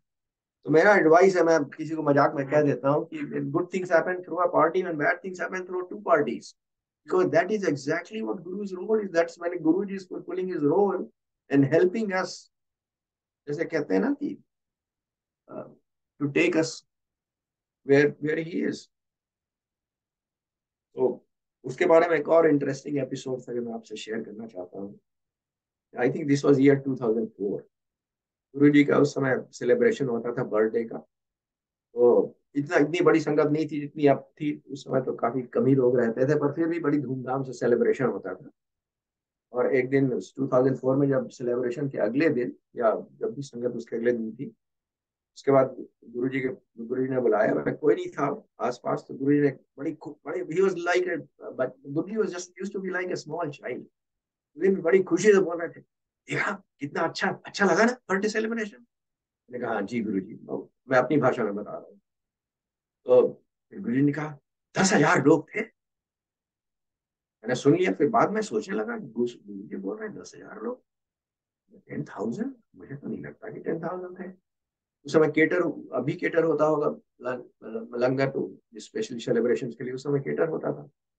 मैंने कहा मैं पता करूं। तो मैंने सेवादारों से पूछा, मुझे पता चला कि it was number around 2,000, slightly more than 2,000। तो मैं बड़े उधेड़पुर में था कि मैंने कहा गुरुजी ने 10,000 बोल दिया है, और देवर ओनली 2,000 पीपल देयर। मैं सोचने लगा कि मैंने कहा गुरुजी गलत तो कभी नहीं बोलेंगे। फिर I was trying to reconcile कि मतलब क्या बताया गुरुजी। मैंने सोचा कि गुरुजी मुझे गुरुजी ने ये बताया है कि हम 2,000 मनुष्य थे, वहाँ 8,000 और थे, पर वो मनुष्य नहीं थे। तो देवी देवता रहे होंगे, ये यक्ष गंधर्व रहे होंगे, किन्नर रहे होंगे, नाग रहे होंगे, गण रहे होंगे, असुर, दैत्य दानव रहे होंगे, सभी उनकी सृष्टि में है। मैंने कहा अब 2,000 मनुष्य थे, बाकी और लोग हैं। पर उसके बाद मैं कंफर्म किससे करूं, कंफर्म तो कर नहीं सकता था। गुरुजी से मैंने कुछ पूछा नहीं उसके बाद एनीवे मन में मेरे विचार रहा कि शायद ये रहा होगा। That was 2004। उसके बाद हम लोग सिंगापुर से आ गए वापस सियाटल 2006 में। फिर आई थिंक 5-6 साल पहले, must have been year 2015, 16, something like that, maybe 2017, यहाँ पे जनरल मल्होत्रा है, दीपक मल्होत्रा, आप लोग बहुत लोग जानते होंगे। तो यहाँ बैठे थे हम यहीं पे, हमारे गुरु जी निवास में, जिनकर हम लोग बोलते हैं, वहाँ बैठे हम लोग संगत कर रहे थे। तो जनरल साहब started sharing a sangat. It was almost exactly the same sangat. उनके he went through the same experience with Guruji, जब गुरुजी ने बहुत बड़ा नंबर बोला संगत का सेलिब्रेशन के लिए। और उस दिन गुरुजी ने उनको बता दिया, उनके चेहरे पे देखा होगा कि थोड़ा क्वेश्चन मार्क्स हैं। तो गुरुजी ने समझा दिया, तू तो बस केवल आदमियों को गिनता है। मैंने again I am using my own language. तो गुरुजी ने समझा दिया उस दिन दीपक मल्होत्रा को। वही शेयर कर रहे थे जनरल साहब कि गुरुजी बता रहे थे कि उस दिन केवल इतने लोग थे मनुष्य, और बाकी जो थे उस दिन गुरुजी के दरबार के लोग थे। तो मुझे बड़ा अच्छा लगा, I got confirmation of what I was thinking. पर मैं आपसे इसलिए शेयर कर रहा हूँ कि गुरुजी की संगत में आप रहते हैं, तो आप ये नहीं सोचिए कभी कि गुरुजी कभी वहां अकेले होंगे। गुरुजी की संगत में बहुत से लोग रहते हैं जो हम देख नहीं पाते जिनको, और वो हमेशा रहते हैं कि Guru ji being who he is, no is surrounded by people from his darbar. इसलिए शेयर कर रहा था मैं, जो कि गुरु जी सदाशिव है, महाशिव है, तो दरबार भी बहुत बड़ा है, तो सब दरबार भी रहता है। वी शुड नेवर थिंक कि केवल हम मनुष्य लोग हैं उनके आसपास। गुरु जी की और बहुत से लेसन हैं, may one at least one more lesson I should share with you, although time is up, but it is very important lesson. एक एक बार गुरु जी ने मुझसे कुछ करने को कहा, तो अगेन मैंने जैसे आपसे बताया कि पंजाबी में बोलते थे, बड़ी तेजी से बोलते थे, अपने गांव की पंजाबी थी, मुझे कुछ नहीं आता, कुछ मुझे समझ में नहीं आया, मुझे कुछ इंटरप्रेट मैंने किया अपने मन के हिसाब से, शायद गुरु जी ने कुछ ऐसा कहा है। कुछ दूर एक कोई सेवादार भी खड़े थे, मैंने उनसे पूछा तो उन्होंने भी कुछ समझाने की कोशिश करी, उनको भी नहीं समझ में आया। Anyway, I ended up doing something that was not intended. बाद में जब मुझे पता चला कि आई मेड अ मिस्टेक, मुझे बहुत बुरा लगा, क्योंकि time had already pass to correct that mistake, that was a time bound thing that Guru had asked me to do. तो मैं बहुत दुखी था। तो ड्यूरिंग दैट पीरियड एक दिन गुरु जी ने मुझे कहा कि दिन में आने को बुलाया, दिन में टाइम दिया, मेरे ख्याल से 11-12 बजे का समय रहा होगा। मैं गया, गुरु जी अकेले थे, आस पास कोई नहीं था। गुरु जी ने तुरंत मुझे 2 नंबर, फोन नंबर थे, उन्होंने ऑलरेडी लिख के रखे हुए थे एक चिट में, तो मुझे दिए और कहा कि एक नंबर उनका मेरे भतीजे का है, गौरव का है, दूसरा नंबर उन्होंने अपने ड्राइवर का नाम दिया, उसका कहा उसका है। और कहा, उन्होंने कहा कि देख, अपने और गुरु के बीच में किसी को नहीं रखते, और जब भी मुझसे बात करने का मन है तो फोन कर। और मैंने इन दोनों को बोल दिया है कि तेरा जब भी फोन आएगा मैं तुरंत बात करूंगा, मैं पाठ में हूँ तो भी बात करूंगा। तो उस समय मुझे बहुत अच्छा लगा कि Guru ji is giving me so much importance कि मैं उनको फोन कर सकता हूँ, कि वही बात कर सकता हूँ। वैसे मैंने कभी बात नहीं करी इसलिए मुझे कभी I never felt that I had that kind of liberty. परंतु ये लेसन इसलिए शेयर कर रहा हूँ कि this lesson is for all of us. This was a lesson जो समझा रहे थे गुरु जी, कि जब भी हम चाहते हैं हम गुरु जी तक, Guru ji we can connect with Guru ji. Guru ji is always available. Problem is always at our end because we don't sincerely try to connect, you know. But whenever we want to connect, he's always available 24/7. अपने दरवाजे हम बंद रखते हैं, गुरु जी के दरवाजे बंद नहीं। So please understand, he's always available every moment.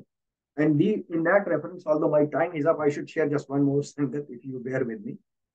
Uh, गुरु जी की सुरेश अंकल, पता नहीं हम, maybe I should take the time, काफी समय हो गया है। Uncle, please carry on. अच्छा, तो just one more Shangat I want to share because it's the It is same very difficult. reference. It is very difficult to take time from you. So, Okay, yeah, let us okay, thank you, on this. uncle. तो इसको मैं share इसलिए करना चाहता हूँ कि how quickly Guruji responds, how his doors are always open and we are never trying to reach out. तो ये इंसिडेंट्स मैं आपको बता रहा हूँ, करीब ये मेरे ख्याल से 99 का ये इंसिडेंस। ऐसा था कि जब हम लोग सिंगापुर गए एक्सपर्ट असाइनमेंट में, तो मैं यूएस सिटीजन था, उषा इंडियन सिटीजन थी, और हम लोगों ने जानबूझ के अरेंजमेंट कर रखा था कि Usha will remain Indian citizen, इनका ग्रीन कार्ड था, शी वाज एन इमिग्रेंट। मैंने कहा that way we can if we want to later on move to India for whatever reason, it will be very easy, of course, as a citizen. जब हम लोग Singapore गए तो Usha had a green card, हमारा तो और US passport था। उसके बाद उसमें इंसिडेंट्स हो गया जो मैं डिस्क्राइब नहीं करूंगा, but anyway later on Usha also applied for US passport and she got a US passport. और उस यूएस पासपोर्ट जब आप लेते हैं तो they don't ask you to surrender your other passport. For US it doesn't matter how many passports you have, you can have 100 passports, they don't care. तो उषा के पास Indian passport भी था और यूएस पासपोर्ट भी था। मैंने अपना इंडियन पासपोर्ट हटा दिया था। तो उसके बाद जब हम लोग इंडिया जाते थे तो मेरे मन में ये ख्याल आया, मानी बेवकूफ़ी का ख्याल था, आलस का ख्याल था बेसिक। मैंने कहा कि क्यों बार बार झंझट करनी उषा के लिए वीसा लेने के लिए, अपना वीसा तो मेरा बिजनेस में लगा देता था, सेक्रेटरी वगैरह कोई जाके वीसा करवा देते थे। मैंने कहा कि वीसा के लिए क्या प्रॉब्लम है बार बार करना। अब पासपोर्ट तो उषा के पास है इंडियन पासपोर्ट, तो we will all when we enter India she can show her US passport, sorry Indian passport, and when we come back to Singapore, okay, she can show the US passport enter Singapore, इसमें कोई परेशानी की बात तो है नहीं। तो ये हम लोग का कार्यक्रम बन गया। So it was not a right thing to do, but it was a lazy thing. तो मुझे ऐसा नहीं लग रहा था कि I was violating any law, I didn't feel very strongly about it, तो मैं करता रहा, हम लोग करते रहे। वैसे टाइम बीत गया, ऐसा हुआ कि एक बार मैंने राउंड द वर्ल्ड टिकट खरीदा। प्रोग्राम ये बनाया कि पहले जाएंगे हम लोग दिल्ली, वहां से लंदन जाएंगे, फिर कुछ और जगह जाएंगे, फिर वापस आएंगे। सोचा नहीं, तो उषा फिर इंडियन पासपोर्ट दिखा के शी एंटर्ड इन। उसके बाद जब वापस we had to board our flight to London, when we came back to the airport after a few days, फिर उषा ने फिर इंडियन पासपोर्ट दिखाया, board the flight to London. उसने कहा, उसने देखने लगा, उसने ढूंढ, immigration officer started looking for a visa for London, for England, UK. उन्होंने कहा, आपका यूके का वीजा कहाँ है? तो मैंने कहा, यूके, तो क्या फर्क पड़ता है यूके का वीसा है कि नहीं, दैट इज माय प्रॉब्लम। उन्होंने कहा, नहीं नहीं, we can't let you board without a UK visa. I kept politely arguing with him कि भाई let us board, it's our headache, we'll figure it out. No, no, we can't let you board. So that's a rule, that's international law. ये तो बड़ी परेशानी में फंस गया। मैंने कहा, तो फ्लाइट ही में नहीं बोर्ड करने दे रहा। तो मैंने फाइनली आई एडमिटेड, मैंने कहा, she has 2 passports, so we'll enter in UK and her US passport. कहता, you have 2 passports, she has 2 passports. That is against law. I'll take you to my boss, please follow me. So we followed him, and he took us to somebody, big office at the airport. They're typical, bureaucrat, there. अपनी काफी अकड़ से बैठे हुए थे। उनको मैंने जब लेके आए तो उन्होंने बताया कि इनके पास 2 पासपोर्ट हैं। उन्होंने बड़े कस के, बड़ी तेजी से इंस्ट्रक्शन दिए, बिल्कुल इनका इनका इनका बैगेज हटाओ, इनको they won't be able, they are not allowed to board, be prosecute. वो हमें लेके बाहर आने लगा फिर। अब मुझे लगा कि ये तो बड़ा फंस गए। मैं तो I was, we were doing all these things because of laziness, and I didn't think I was in violation of any serious violation. ये तो फंसा दिया इसने।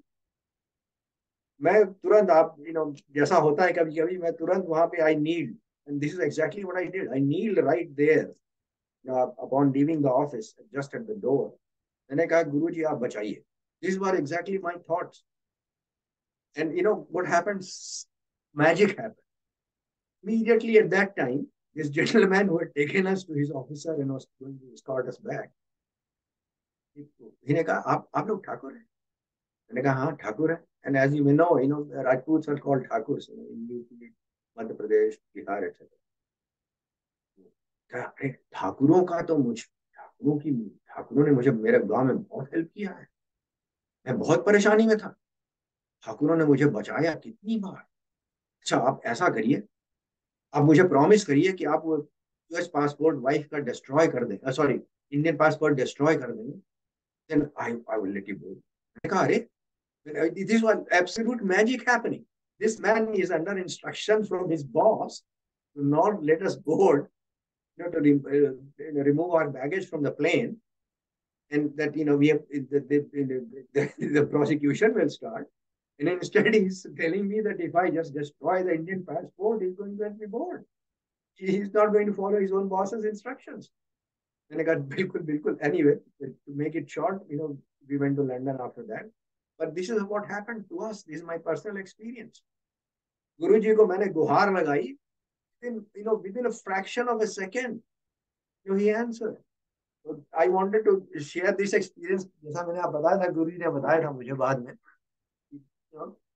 just call me anytime and I'll respond. तो मेरी आप सबसे ये विनती है कि आप ये कभी ये नहीं सोचिए कि गुरुजी रिस्पॉन्स नहीं करेंगे। गुरुजी हमेशा रिस्पॉन्ड करेंगे। और आपको कुछ चीजें मैं और बताना चाहता हूँ। I am sorry, I am taking a little time, but it is important. आप ये नहीं सोचिए कि गुरुजी के लिए आपको संगत करने की जरूरत है, बहुत इकट्ठे करने की जरूरत है, आपको चाय प्रसाद ये सब लंगर वंगर करने की जरूरत, कुछ नहीं। संगत एक्चुअली जो है आपकी गुरुजी के साथ है। संगत is between you and Guruji, and you can do that any time. And please make time. Please make time every day with some discipline. गुरुजी के साथ संगत करिए, उनके साथ ध्यान में बैठिए। That is true संगत। ये 50 लोगों को इकट्ठे करके संगत है, that is a different type of संगत. That संगत is not as important as your personal संगत with गुरुजी।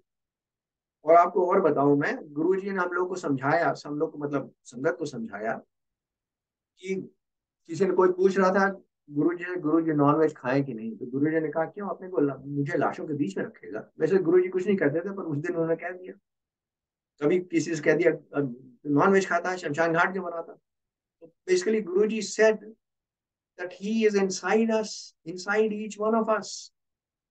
और एक दिन और गुरुजी ने कहा मैं जहां हूं वहां मंदिर है। तो not only Guruji is there, but the temple is also there. The most important temple, the most important mandir is inside us, and Guruji is inside us. तो आपको कहीं जाने की जरूरत नहीं है, आपको कोई तीर्थ करने की जरूरत नहीं है, आपको किसी मंदिर में जाने की जरूरत नहीं है, आपको कहीं बड़ा लंगर, कोई बड़ा फंक्शन, कुछ नहीं करने की जरूरत है। We have what we need to be with our Guru, to be with Shivji. We use that.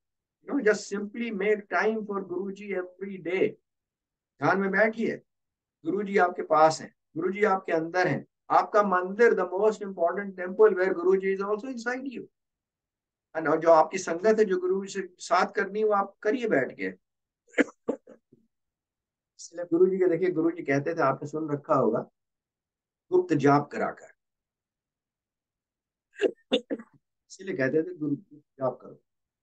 गुप्त जाप मीन्स ध्यान करिए ना, गुप्त इसलिए कि आप साइड जो अपने मन से बात करें। तो with that I like to end our session. बहुत बहुत कृपा सुरेश अंकल की, समय देता है, समय देते हैं इतनी अच्छी तरह।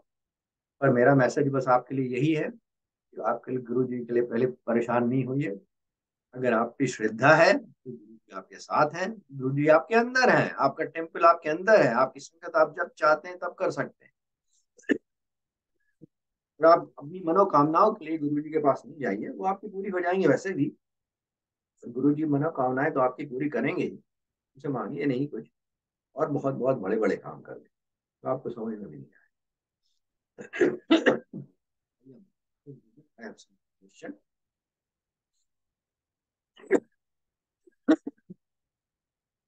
आप से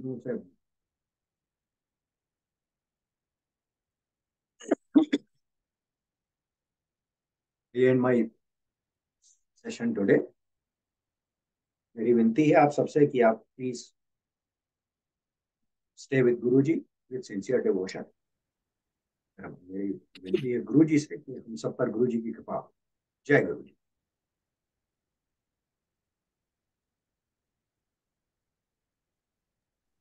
और टू यू गौरी आंटी।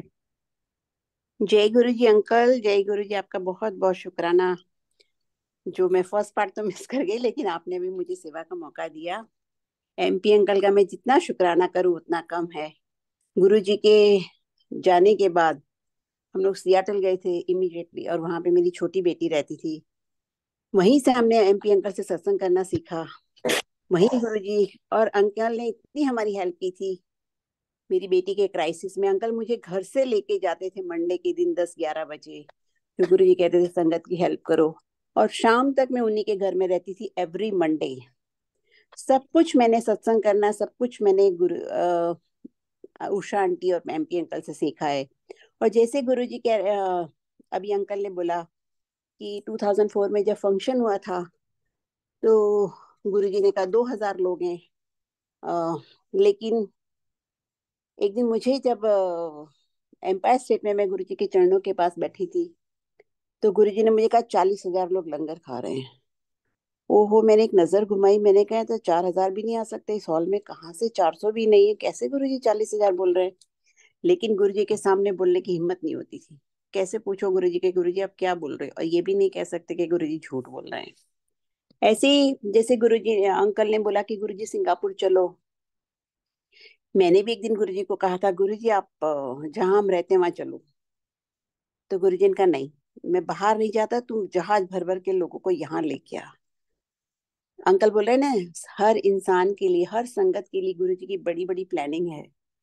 उस टाइम जब गुरु जी ने कहा जहाज भर भर के लेके आओ, मुझे तो समझ ही नहीं है कि जहाज भर भर के मैं कैसे लेके जाऊंगी। 6 साल गुरु जी के पास गई हूँ मैं दिल्ली में, अपने आसपास से किसी को एक को भी नहीं लेके गई मैं कभी भी। तो मुझे लगता था कि गुरु जी क्या बोलते रहते हैं, सब कुछ हमें बाद में समझ आया।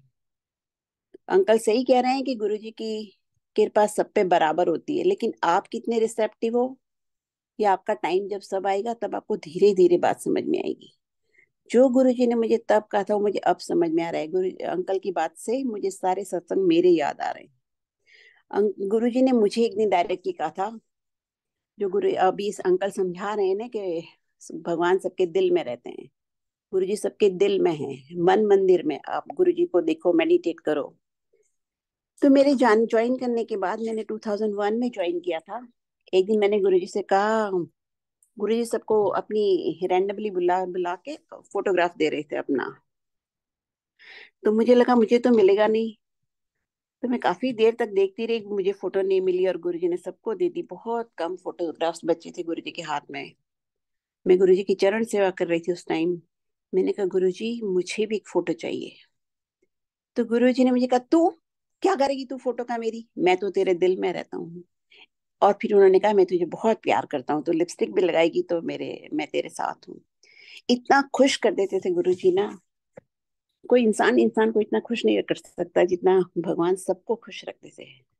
एक ही गुरु जी थे और कितनी लाखों संगत है, गुरु जी सबको खुश रखते हैं, वो भगवान ही कर सकते हैं।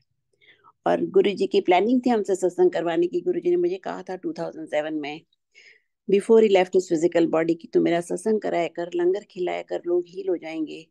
और मैं सोच रही थी क्या बोलने, जहाँ मैं रहती हूँ वहां तो सत्संग हो ही नहीं सकता, कभी भी नहीं हो सकता, और कैसे होगा। लेकिन गुरु जी ने मेरी सारी ट्रेनिंग सियाटल में भेज के की। और सब कुछ मैं, जब 12 बजे अंकल मुझे ले जाते थे, मैं ध्यान से सब देखती थी। और तब मुझे पता भी नहीं था मैं कभी सत्संग करूंगी। बस मैं देखती रहती थी, अंकल आंटी जैसे सत्संग करते थे, बहुत सेवा करते थे, सब काम खुद करते थे। अंकल आंटी बहुत सेवा करते हैं गुरु जी की। और मैंने देखा है कि पूरा लंगर बनाना, सारा अरेंजमेंट करना, शुरू का बाद का काम करना, सब सेवा करते हैं। और आप सेवा करते हो तभी भगवान इतनी ब्लेसिंग देते हैं। आप गुरु जी की पूरी कृपा, पूर्ण कृपा जिसको बोलते हैं ना, वो अंकल आंटी पे है। क्योंकि अंकल ने, आंटी ने दिल से, तन मन धन से गुरु जी की सेवा की है। यही हमको सीखना चाहिए। किसका क्या होना है तो गुरु जी की सबके लिए बड़ी बड़ी प्लानिंग है। मेरी ट्रेनिंग जब चल रही थी इनके अंकल आंटी के घर में, मैंने कभी सपने में भी नहीं सोचा था कि हम एक दिन सत्संग करेंगे। और उसके 1 साल के बाद सत्संग शुरू हुआ है। इसलिए अंकल ने आज जो जो बोला ना, मुझे सब कुछ याद आ गया, गुरु जी के टाइम का सब कुछ, कि गुरुजी सबको। और मुझे कभी गुरुजी ने उस टाइम नहीं बताया कि वो भगवान है। बहुत शुरू शुरू में गुरुजी ने मुझे 1-2 हिंट दिए थे जो मैंने इग्नोर किए शायद। तो आपको भी रिसेप्टिव होना पड़ेगा, तभी आपको सब बात समझ आएगी। अंकल आंटी का टोटल सरेंडर है। और हमको सबको यही सीखना चाहिए अंकल आंटी से। अंकल, आपने वो सत्संग नहीं सुना है जब आपने जॉब छोड़ दिया था? हाँ, एक्चुअली अंकल, सत्संग तो वो भी बहुत से सुना हैं। दीजिए प्लीज। कौन सा सत्संग?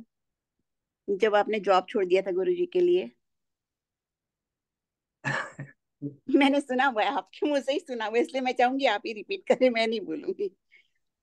उसके नहीं, उसके जब अंकल को भेज रहे थे, वापस भेजे थे, सॉरी, मैं सुन रही थी, मैंने कहा कि याद दिला दूं अंकल को, जब वो गुरुजी आपके लिए न्यू पोजीशन उन्होंने क्रिएट करी थी वापस सियाटल आने के लिए एज राइट। वीपी। और ये ऐसा आप, हुआ कि मई 2004 में हुआ सेटल था। 7 में आपसे सुना था, इसलिए मुझे याद है। जी जी। ये मई मई नहीं ठीक कह 2004 रही की हूँ। बात है। हम होटल में थे, हम I was taking a shower. मेरे बॉस का फोन आया। He said, you must come immediately to US and you should be at the headquarters on Monday. फिर उसने समझाया, उसने कहा कि we are going through a change in our management and we were looking for a operations vice president and we proposed a few names. Only one name was acceptable. जो finance का, जो हमारे जो फाइनेंस वीपी था, he was acceptable to the board. But he did not accept the job because he was concerned he doesn't have enough of background to do well in operations. तो घबरा गया। Then we proposed a few other names and none, they were all rejected. They were all in US names in US. Then we finally proposed your name. You are in Singapore, but we thought we'll propose it because they don't like any name in US. They accepted your name, so you must come immediately. You have to meet with the chairman, and उस समय मुझे बिल्कुल मन नहीं था जाने का वापस US. गुरु जी के पास बहुत अच्छा लगता था, सिंगापुर में बहुत अच्छा लगता था. I was very happy. तो मैंने then I pleaded with my boss. मैंने कहा कि मैं things are so good and we are just on the verge of doing so well. मैं plant में I had just started a plant in China. बहुत बड़ा staff हो गया था, बहुत business was blooming. तो मैंने कहा इतना business is booming so much, why do you want me to come back? उसने कहा नहीं, you must come back because I want somebody who has worked for me in the past to be here as a VP. I don't want the board to put somebody I don't know here as a VP, who he may not be loyal to me, we may not have the same culture, same communication. So it's very important that you be here. So of course how can I say no? It's difficult. मैंने कहा ठीक है, मैं आ जाऊंगा. तो उसके बाद गुरु जी की संगत में गए. After within 2 hours I was in front of गुरु जी. उनको प्रणाम किया मैंने. गुरु जी हंसने लगे. कहने लगे income double. I immediately realized, I should have realized earlier कि तो गुरु जी की कृपा से ही सब हो रहा है. तो फिर मैंने कहा गुरु जी से, गुरु जी बिल्कुल मुझे जाने का मन नहीं है, मुझे बिल्कुल नहीं अच्छा लगेगा वहाँ. मैं बहुत यहाँ पे मुझे बहुत अच्छा लगता है, यहाँ पर आपके दर्शन होते रहते हैं. सिंगापुर में मुझे बहुत अच्छा लगता है, मैं नहीं जाना चाहता.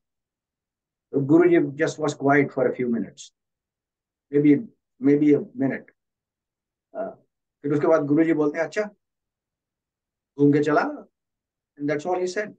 मैंने कहा पता नहीं क्या हुआ, I don't know what he meant. घूम के चला. Anyway, after that, I made all the arrangements. I was on plane, on Sunday, I think. So, go to US पहुंचा मैं. Sunday night पहुंच गया वहां पर. And I had a call from my boss. उसने बताया मुझे, उसने कहा कि actually while you were coming here, the gentleman, the VP of finance, who had turned down the opportunity, he relented. He probably thought कि तुम आ जाओगे, तुम job ले लोगे, तो he won't have this opportunity again.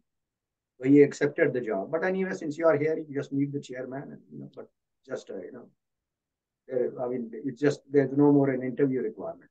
ठीक वैसे ही हुआ. अगले दिन मैं चेयरमैन से मिला, हाथ मिलाया, थोड़ी देर बात कही, कॉफी पिया, then we took a plane back to Singapore. So exactly what happened, exactly as Guruji had said, घूम के चला. तो Guruji arranged a wonderful opportunity for me. उनको जब मैंने उनसे प्लीड किया कि गुरुजी मुझे ये नहीं चाहिए, I'm very happy anyway without this opportunity. So he just unarranged everything. So जो मनाता था करते थे वो. He's a Shiv ji. और आपको I'm taking unnecessarily too much time, but आपको अगर आप some people who are interested, मैं अभी अपनी संगत से यहाँ सियाटल बात कर रहा था. There is a very important figure in our history जिसके बारे में लोगों को ज्यादा मालूम नहीं है. हमारे यहाँ एक हमारा सिद्धांत है, शैव सिद्धांत इन कश्मीर शैव. उसमें एक है अभिनव गुप्त. अभिनव गुप्त is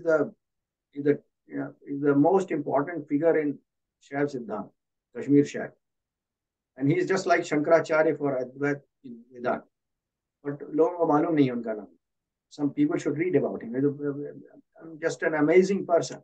He was a great musician. उन्होंने नाट्य शास्त्र पे लिखा है, उन्होंने लॉजिक पे बुक्स लिखी हैं, उन्होंने सब कुछ किया है. उन्होंने तंत्र शास्त्र पे लिखे हैं, उन्होंने शैव सिद्धांत पे लिखे हैं.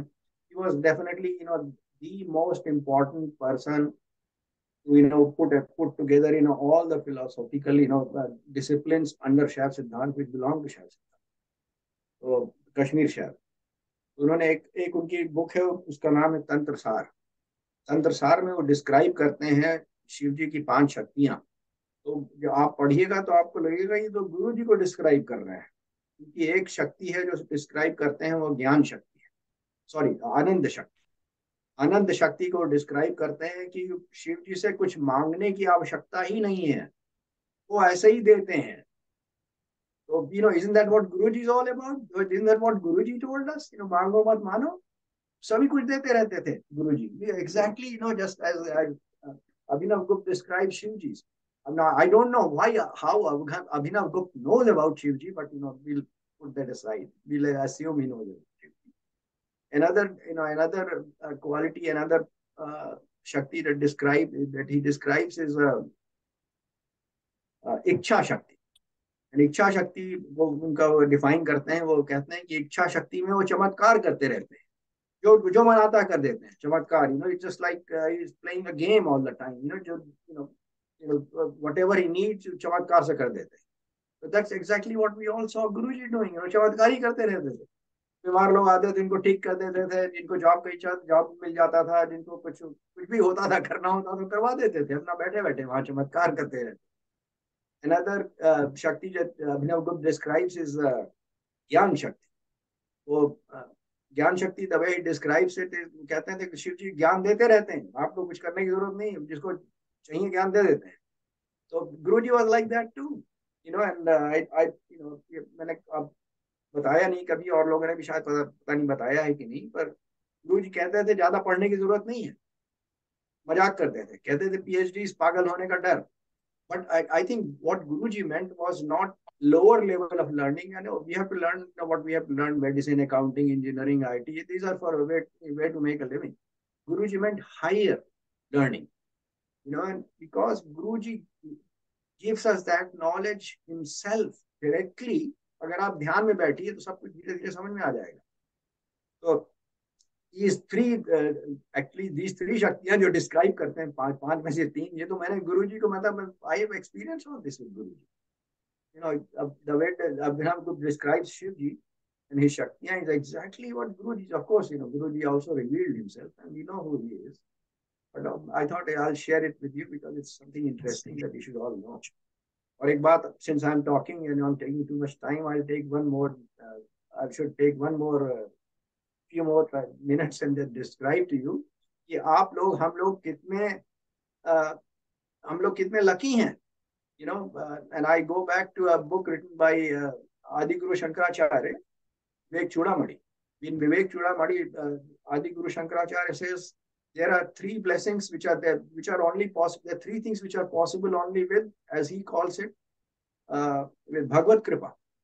And first is Manav Manushya Sharir, being born as a human being. He says this doesn't happen. Don't think that it's just something that just happens. It's possible only with Bhagavad Kripa. The second thing he says that's possible, और हम लोग ये सब तो हम लोगों ने पढ़ रखा है ना. हमारी 44 लाख योनियां हैं, उसमें बड़ी मुश्किल से मनुष्य मुझे मिलती है, हम लोग को मिलती है, and all that.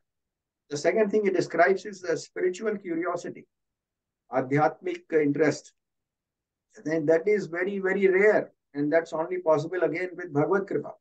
And I think that's probably true because most people could care less about adhyatmic, interest. Most people, most of us hung around Guruji not because we had any spiritual interest or we had any devotion, but we wanted something, that's why Guruji also used to get mad at us. But the final thing he says, and this is very important, he says the ultimate blessing, and there is absolutely no higher blessing possible than that, Sadguru. If you have a Sadguru, that is the ultimate. There's nothing, that is absolutely the ultimate. There's nothing beyond it. There is, you have arrived. Agar aap Sadguru aapko mil gaye hain, bas, you have arrived at your destination because now the Gadi is in his control. Just leave the controls to him. So I wanted to share that with you because, you should realize sometimes, if we don't realize, we should sometimes think about it, how lucky we are to have a Sadguru. Now, all we have to do is leave the controls to him and not try to be in control. That means don't dwell on outcomes. Just do what needs to be done and leave everything to him. Just do the right things. Guru ji कहते थे, कर्म ठीक रखो, कर्म नहीं खराब करो. तो अगर आप हमारे जो संचित कर्म हैं, जो हमारे पहले से आ रहे हैं, what we don't know about it, he'll take care of it. और आप जो नए कर्म आप क्रिएट कर रहे हैं, प्रारब्ध, that is your responsibility. फिर वो हम गड़बड़ करेंगे तो that will come and haunt us. That will come back to us, and Guruji may have not helped in it, but that we have done something mischievously, full knowledge. So anyway, I wanted to share how lucky we are to have a Sadguru. We should really enjoy and celebrate at every moment of our life. We have arrived. No more. We don't have to look for anything else. Jai Guruji. Thanks for giving me the सदगुरु opportunity to mill share गए। some more, Vibhaji. Uncle, मेरा नाम गौरी है। सदगुरु मिल गए और उसके उनके बाद उनकी कृपा का मिलना बहुत बड़ी बात है। और आप पे कृपा भी है और आपका सरेंडर है, पूरा सरेंडर है, इसीलिए कृपा है आप पे। गुरु की कृपा तो सब पे बराबर होती है अंकल, बट कौन कितना रिसेप्टिव है, कौन कितना सरेंडर करता है, कृपा उस पर डिपेंड करती है। अब गुरु जी कहते थे ब्लेसिंग्स ऑलवेज, या सबको थोड़ी ना कहते थे। टाइम लगता है, किसी किसी को टाइम लगता है। आपने सरेंडर बहुत जल्दी कर दिया, इसलिए आप पे पूर्ण कृपा है। और आप यही बड़ी हमें सुंदर आपसे सीखना है भी है, हमें आप आपसे बातें सीखना बड़ी भी सुंदर यही कर है। रही हैं। I don't think I'm that level, नहीं but नहीं, मैंने खुद देखा है। मैंने तो 2007 में अपनी आंखों से देखा है, जिस तरह से आप लोग सेवा करते हैं, जिस तरह से सत्संग शुरू हुआ सियाटल से। और मैंने तो कभी इमेजिन भी नहीं किया था मैं किसी दिन सत्संग यहाँ पे करूंगी। गुरुजी ने शायद करवाना था, इसलिए मुझे वहां भेजा था आपके पास ट्रेनिंग के लिए। ये तो गुरुजी की प्लानिंग थी ना, जो हम नहीं समझ सकते। बिल्कुल सही कह रहे हैं, गुरुजी ने भी तो मुझे न्यू लाइफ दी है। Over to you Usha Singh और आंटी जी, थोड़ा सा समय कम है आज please. Over to you Usha Singh aunty ji. Okay, thank you so much, Gauri auntie, for beautiful your inputs. Thank you, and we have very good memories of you and Nitika.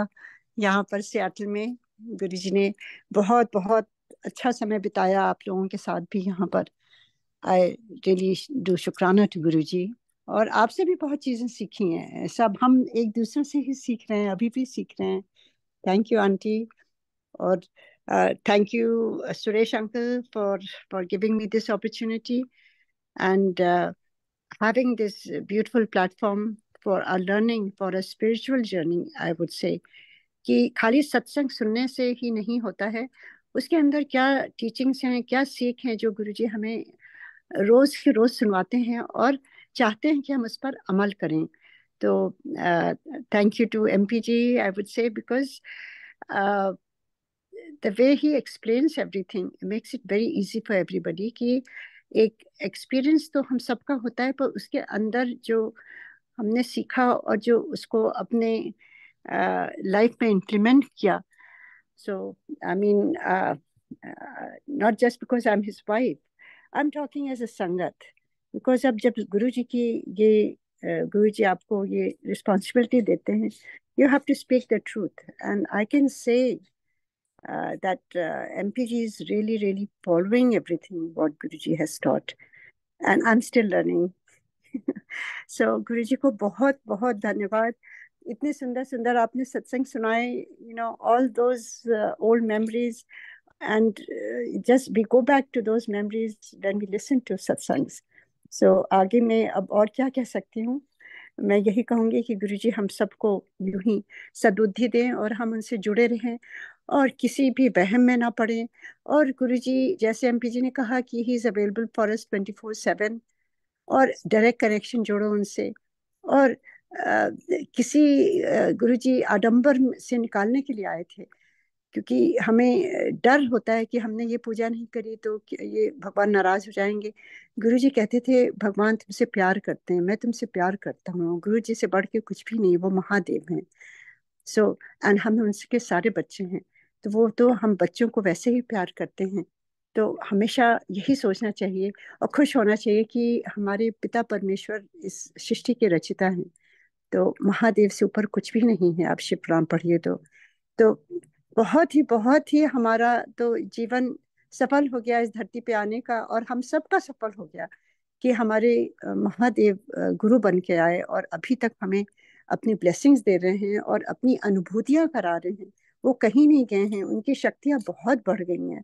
और आए दिन एवरी डे सारी संगत महसूस करती है, जब सबके सत्संग सुनते हैं तो इतनी खुशी होती है कि गुरुजी आप कितने कितने कितने दयालु हैं, हम सब पर दया करते हैं।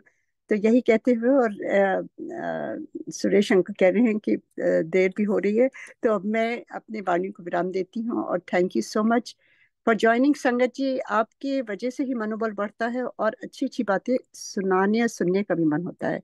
थैंक यू संगत जी, हैव ए ब्यूटीफुल डे। यहाँ तो सुबह है, आपकी रात है, शुभ रात्रि। जय गुरु जी। Thank you Guru ji, thank you Suresh uncle, thank you MP ji, thank you Gauri Tyagi aunty. जय गुरु जी। मैं मल्टीलिंगुअल ग्रुप सेवादार टीम की तरफ से एम्पैथी अंकल जी आपका बहुत बहुत धन्यवाद। गुरु संगत की तरफ से आपका बहुत बहुत धन्यवाद। बहुत आपके सत्संग से बहुत ही मैसेजेस मिलते आए हैं और आगे भी मिलते रहेंगे। और इट वॉज ए मेमोरेबल संगत शेयरिंग बाय यू अंकल। और अगले क्वार्टर में आपको मैं डेट बता दूंगा जो बाकी के सत्संग अंकल, उसके लिए फिर आपको इनवाइट भेजेंगे। In fact right now I am in the hospital with my aunty. तो अभी कुछ इंजेक्शन के प्रोसीजर शुरू होना है, तो उसमें 9:45 पे मैंने उनको बोला था, तो अभी it is time is over. तो अभी थोड़ा सा मेरे को यहाँ बिजी रहना पड़ेगा, इसलिए मैं थोड़ा जल्दी कर रहा था। और गोरी त्यागी आंटी बहुत बहुत धन्यवाद। और अपना उषा सिंह आंटी जी बहुत बहुत धन्यवाद आपका। अंकल आपका धन्यवाद। आपकी सेवा समर्पण देखिए कि आप आंटी हॉस्पिटल में हैं, आप वहां से भी फिर भी ये कर रहे हैं। और अब ब्लेसिंग्स और गुरु जी की ब्लेसिंग्स आंटी पर, वो बिल्कुल ठीक हों, अच्छी तरह से हों। और we all are praying for her uncle. Yeah, Jai we are Guru all, ji. मैं यही कहना चाहता था, हम लोग सब ऑल डू प्रेयर्स टू गुरु जी। आप बिल्कुल परेशान मत होइए, आंटी ठीक रहेंगे। जी जय गुरु। बिना जय गुरु जी बोलो। एक मिनट ये तो आंटी जी सबको। जय गुरु जी आंटी, जय गुरु जी। बस सबकी ब्लेसिंग मुझे मिलती है और मैं इसी तरह से करती रहूं। जय गुरु जी आंटी, आप बिल्कुल ठीक होंगी। आप बस गुरु जी आपको याद करती रहिए और गुरु जी आपके साथ हैं। और हम सारी संगत आपकी अच्छी सेहत के लिए गुरु जी से अरदास कर रहे हैं। जय गुरु जी आंटी। जय गुरु जी, जय गुरु जी। आप बिल्कुल जय गुरु परेशान जी, नहीं जय। होइएगा, गुरु जी आपके साथ हैं। जय गुरु जी। जय गुरु जी आंटी। मैं होस्ट से रिक्वेस्ट करूंगा अभी गुरु महाराज से आगे